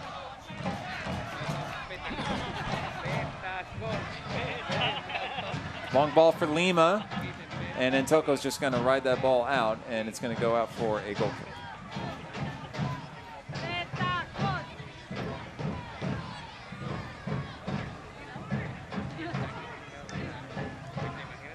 You also have to think while it is breezy out here, it is pretty warm, so I think the heat is maybe also a little bit of a factor as well. And there's a slip there from Austin, but collected by McFarland, and now the ball up in the air. But McFarland kind of slipped. That could have been disastrous for Austin if El Paso had the ball with McFarland slip, but a disaster avoided. And now a foul and a free kick for El Paso. You're going to see the ball get hit up in the air here, and Chris Tierpak is going to come in and just put a body on Sarah Mooten, it looks like. Tierpak has, now he's getting Tierpak getting a talking to from the referee saying, hey, you've collided into too many guys today, Chris. Enough. That was actually Nick Ross. Excuse me. So Tierpak had a nasty first half collision with Logan Ketterer, the El Paso goalkeeper, in the first half. And then I believe that was Ross who was took the brunt end of that one. Here's Ryan. Yuma.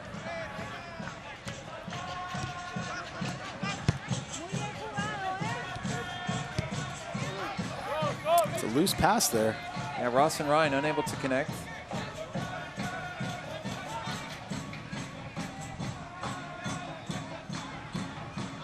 Heavy touch there.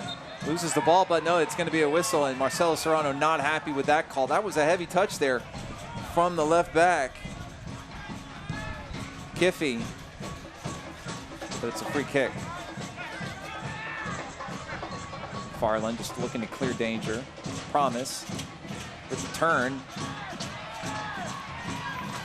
Lima unable to get onto it. And it goes back to El Paso. So El Paso with the ball here in the last couple minutes. Ryan kind of scoops it forward looking for Kiesewetter, but it stays with El Paso. Salgado. Rosende screaming for it on the right. And there's the flag offside. It's good communication by the Austin Bold back line, keeping Kiesewetter offside. And talking with Sonny Guadarrama earlier this week, he really said it was critical to get that back line established, organized, and then to kind of go from there. And they're really hoping to have their attack kind of kick on in this game. It hasn't happened. Still time, though. Coming up on 20 minutes left in this affair. Looks like Promise Isaac and Chris Tierpak are switching sides. Tierpak on the right-hand side and Isaac on the left-hand side. Sarah Mooten. And that was a foul, and that's going to be in favor of El Paso. So you see Salgado, former youth national teamer for the United States. There's Sarah Mooten. There's Rosende. Back for Ross.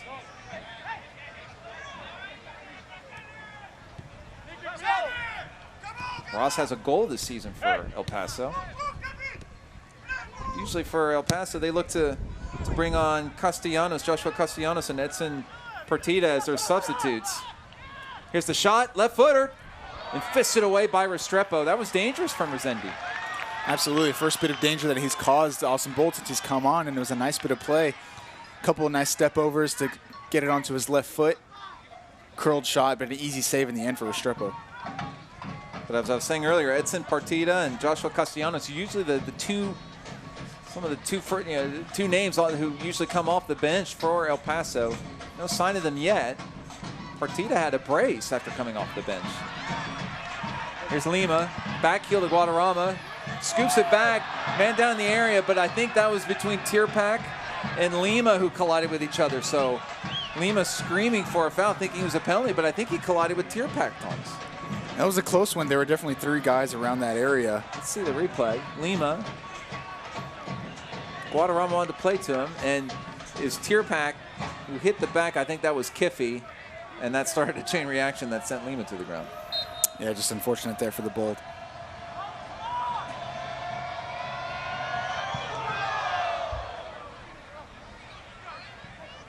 bombs it down the field. And Tierpak hoping to win it, but it goes out for El Paso. Ryan to Mishak Jerome. Back to Ryan now.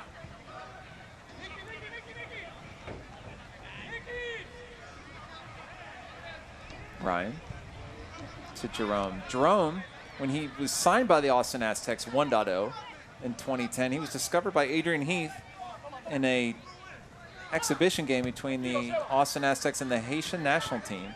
It's a fundraiser after the devastating earthquake there in Haiti. And Adrian Heath, current coach of Minnesota United, who was then the coach of the Aztecs, was so impressed he signed him. Now here comes Salgado on the left, looking for Resende. The header toward goal, and Restrepo is there. You see a little bit of that quality that got Omar Salgado to the youth national teams as he was growing up.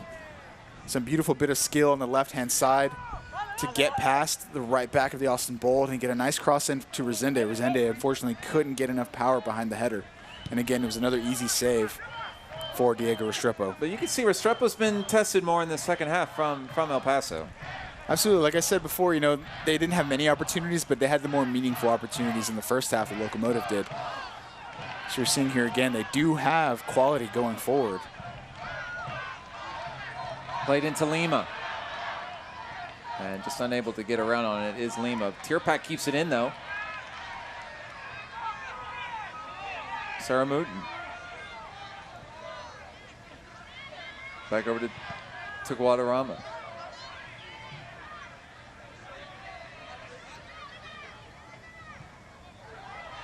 And it goes out.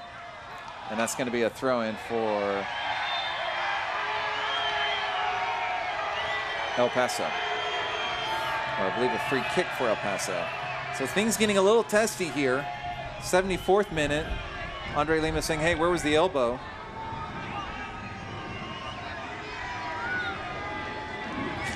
And Lima expressing his frustration. And the ball's going to belong to El Paso. Seeing the replay here. And then they got Sonny Guadarrama for a foul there. No card issued, still just...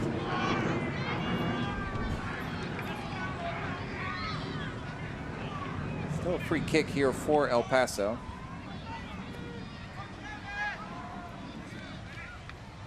And we have another substitute coming. This will be for Austin. Baez is going to make way, and it's going to be on Josue Soto.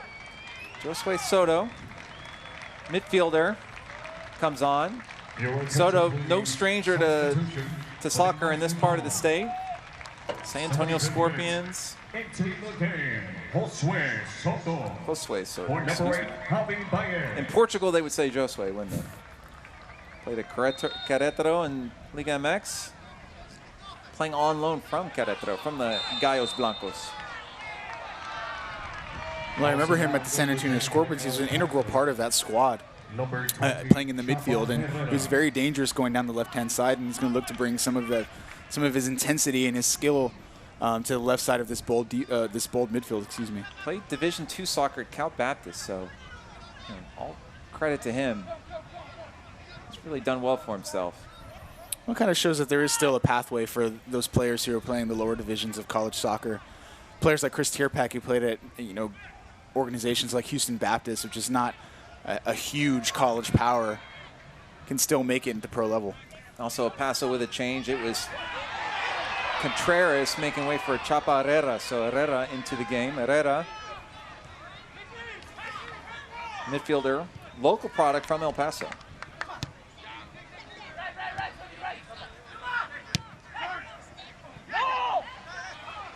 Here's Sarah Mooten. Played up top looking for Tierpak. That was Promise looking for Tierpak, nothing doing. Now back to Ketterer and just booted up the field. McFarland. Promise. Still Promise. He's got Daviardi all alone on the left, but he just drops it over to Taylor.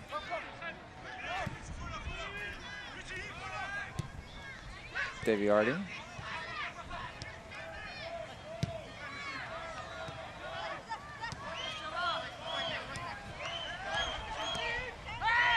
Taylor.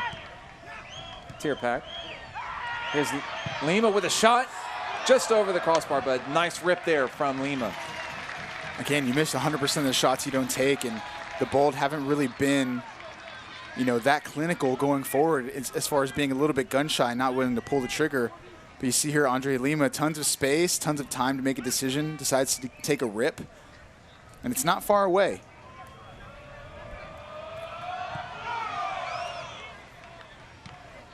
So one goal likely to do it if it can get scored here. These two teams locked in the 78th minute, 0-0.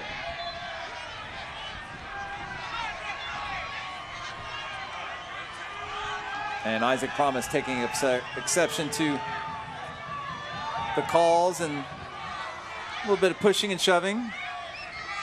Happy Easter, everybody. That's what they're saying down there, Thomas. How did your Easter egg hunt go? Mine was fun. And Toko. And now Lima having a conversation. So there's always and we've discovered very early on in these Copa Tejas matches, Thomas, there's a little extra edge, and there's a yellow card right there that's going to get issued. And I think that was for Kiffy. No, excuse me, that's Ryan getting the yellow.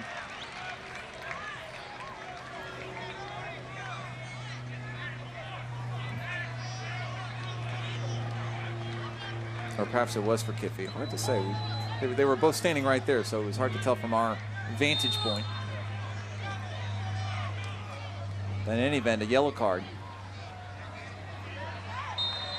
And now a foul, and it'll be a set-piece opportunity for the Bold.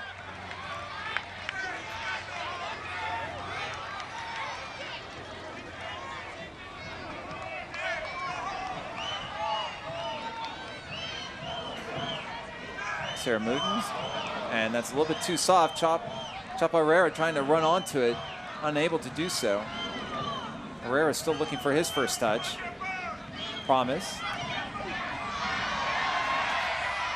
And that was taken away cleanly. Nicely done there. I think that was Ryan on the tackle. Kiffy. And now a free kick for El Paso. Things getting very chippy, very testy. Very stop-start lately, you know, with a lot of fouls being given, a lot of talking. Let's get on with the game, boys. Yeah, meanwhile, the clock just ticking away here in the 80th minute now. Chris Tierpak, not a huge guy, but not afraid to get stuck into a tackle.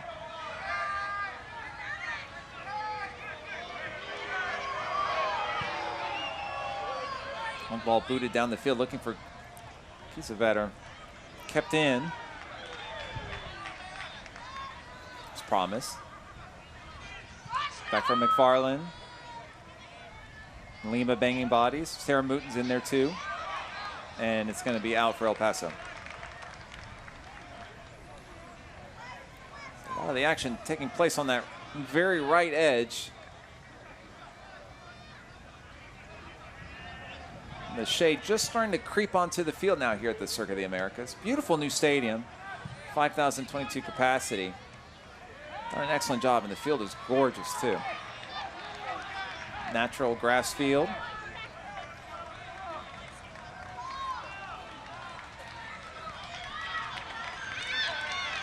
It'll be McFarland to throw it in for the Bold.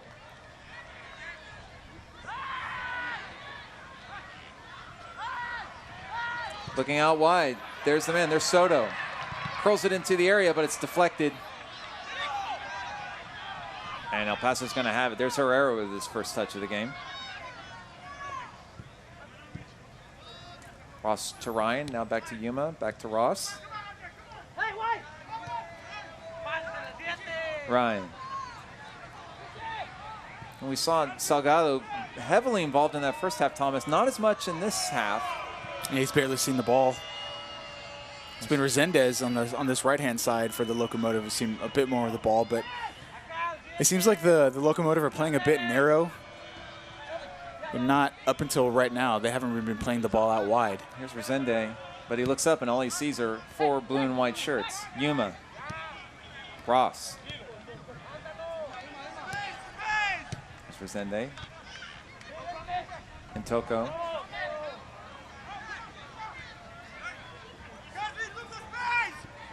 And then just nothing too terribly penetrating yet here from El Paso. And Yuma, a heavy touch, and that's going to go over to the Bold. Soto, throw it in. Bold are doing a good job with their positioning and just closing down those closing down space and closing down those passing lanes. Locomotive just sort of running out of ideas.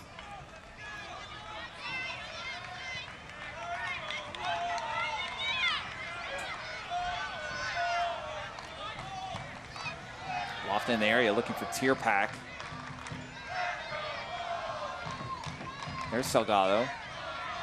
And there's a foul on Omar Salgado taking down Chris Tierpak, and it'll be a dead ball there for Austin Bold FC.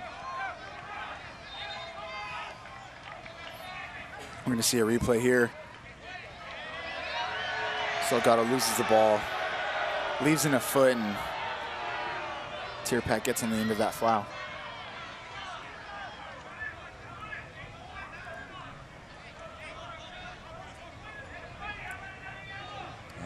Marcelo Serrano, I think, getting a talking to from the linesman there on that edge. And looks like it's going to be Guadarrama with the free kick. Sonny G, as he has it on the back of his uniform. Two local products on the field there for the Austin Bold right now, Sonny Guadarrama and Chris Tierpak. One of them about to serve up this free kick.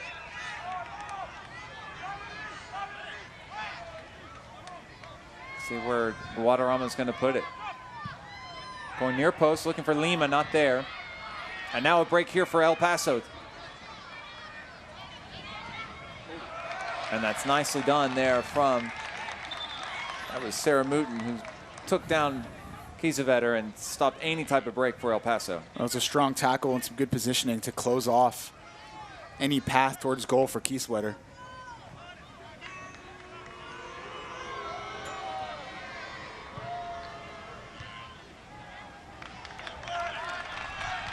'84th minute, time ticking away. But as you know, we see a lot in these USL Championship games, you know, things will kind of be stuck and then things can go haywire in the end. Absolutely, anything can happen at any given moment. Taylor, Guadarrama, nicely done there. There's promise. Ball's loose in the area. Tierpak goes down. What's the call from the referee? A little bit of pushing there between Tierpak and Yuma. Boy, that ball just kind of pinballed around there in the area. And Tierpak looked like he was going to have a chance. He went down. No call. I haven't seen a call. There looks to be no call, and I think the ball is going to belong to El Paso. Be curious to see that again. There's Tierpak. We're going to see a replay here. Again, like you said, ball ping-ponging inside the box there, and there was some contact from Yuma on Chris Tierpak. And Yuma telling him in choice words to please get up. Tierpak took exception to that. But yeah, that was just very quick, just the ball just kind of pinballing off of people. And now the referee bringing the two together, Tierpak and Yuma. Saying this is a gentleman's game, you two are gentlemen, shake hands, and we're off.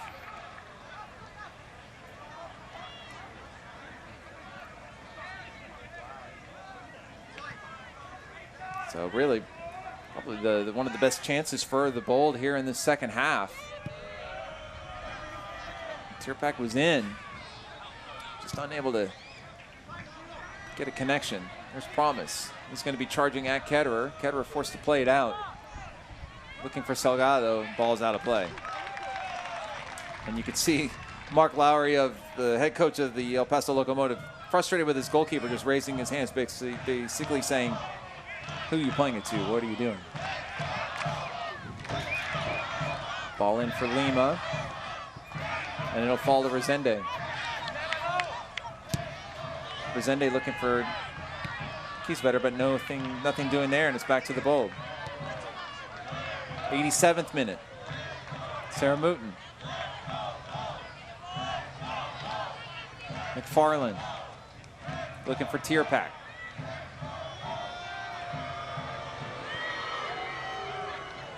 McFarland goes down, but play continues. There's a foul right there. So McFarland earns the free kick. And another opportunity for the Bold. We're going to see McFarland get on the ball here. Locomotive had done a good job at shutting him down from bombing down that right-hand side like he did in the first half. Draws a foul here and another dangerous free kick opportunity. I think Salgado looked pretty frustrated on that. I think that was maybe a foul out of frustration. But here's the free kick, served up by Guadarrama. Headed on, Tierpak's there, off the crossbar. Oh my goodness. But the flag was up, so Tierpak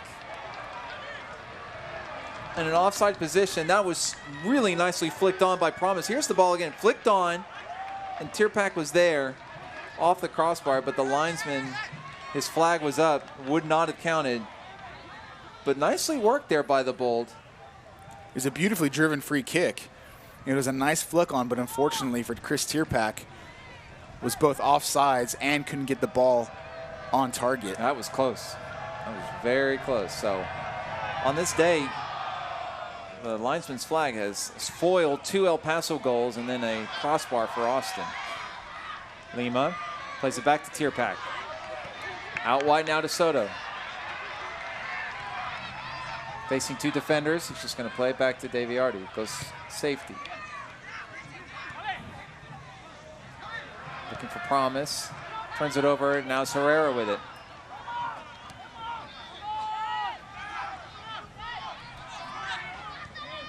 Salgado leaves it off for Kiffy on the left. Kiffy hearing the boos from the home fans. I'm guessing it was Kiffy who got that yellow card and not Ryan. Here comes Austin. Looking for a late goal. 89th minute, Guadarrama goes down, no call. No, there is a call, excuse me. Late whistle, I did not see it. And that's going to be a free kick for the Bold. These free kicks from Sonny Guadarrama have been dangerous, so we'll see what he can do on this opportunity. So there you see, that was at the very end of the play. But right before then, Guadarrama had earned himself a free kick, and very similar to the last ball that was played. We'll see what they draw up this time. Maybe I'd say about 5 yards closer.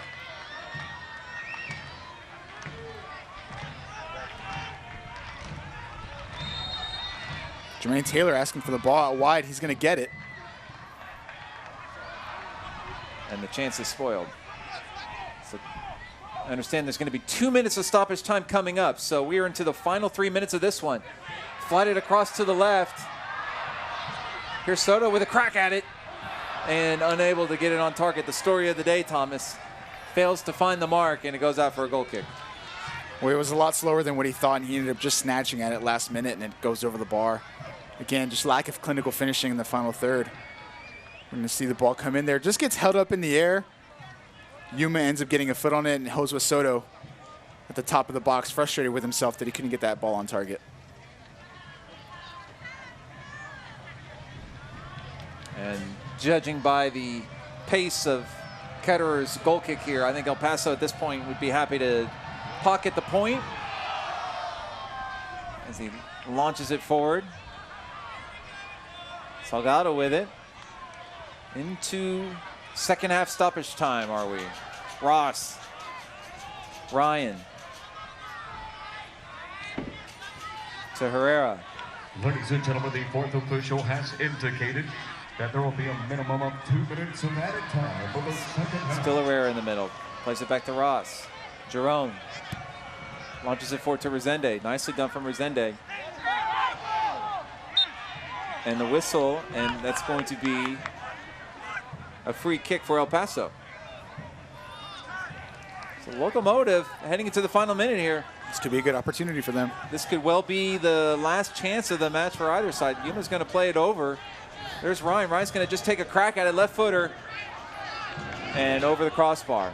It's a crazy decision to take that quickly there. They had an opportunity to get the ball in the box, and he opted for the quick free kick, and it ultimately comes to nothing. Into the final minute. Restrepo boots it forward. Tierpak looking to win it. It falls to Salgado. Salgado. Throw in for El Paso. Kiffy has it. And again, in no rush. So we head to the final half minute, and El Paso seemingly content. Now played in.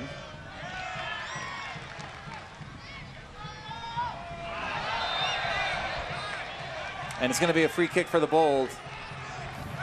And that may well do it. It's the last few seconds to get the ball forward. Played quickly. It's Restrepo. Taylor. Still Taylor. Last ball in, looking for Tierpak. Nothing doing. Salgado's with it. And we've now crossed the 2 minutes, but here's Salgado. No whistle yet from the referee. He checks his watch. Still Salgado. Racing down the left. He's got Resende on the right wing. Resende plays it back. Herrera drops it. If it's going to come, it's going to happen here for El Paso. And again, just choosing to pass the ball backwards. That's good positioning by the Bold, but they had such an opportunity to get forward and get a shot on goal. And unfortunately, Locomotive cannot take advantage of that in the last dying seconds. So it ends in a 0-0 draw between Austin Bold FC and El Paso Locomotive FC.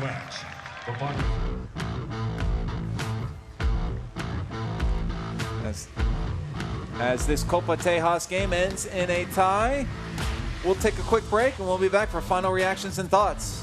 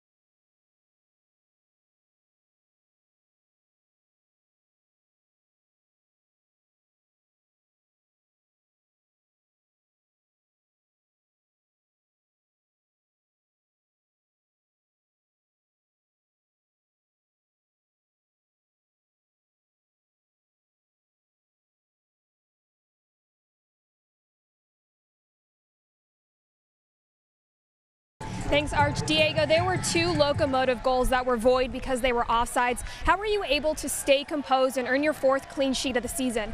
No, obviously, thankfully they're offsides. We just tried to stay together. The team did really well in front of us.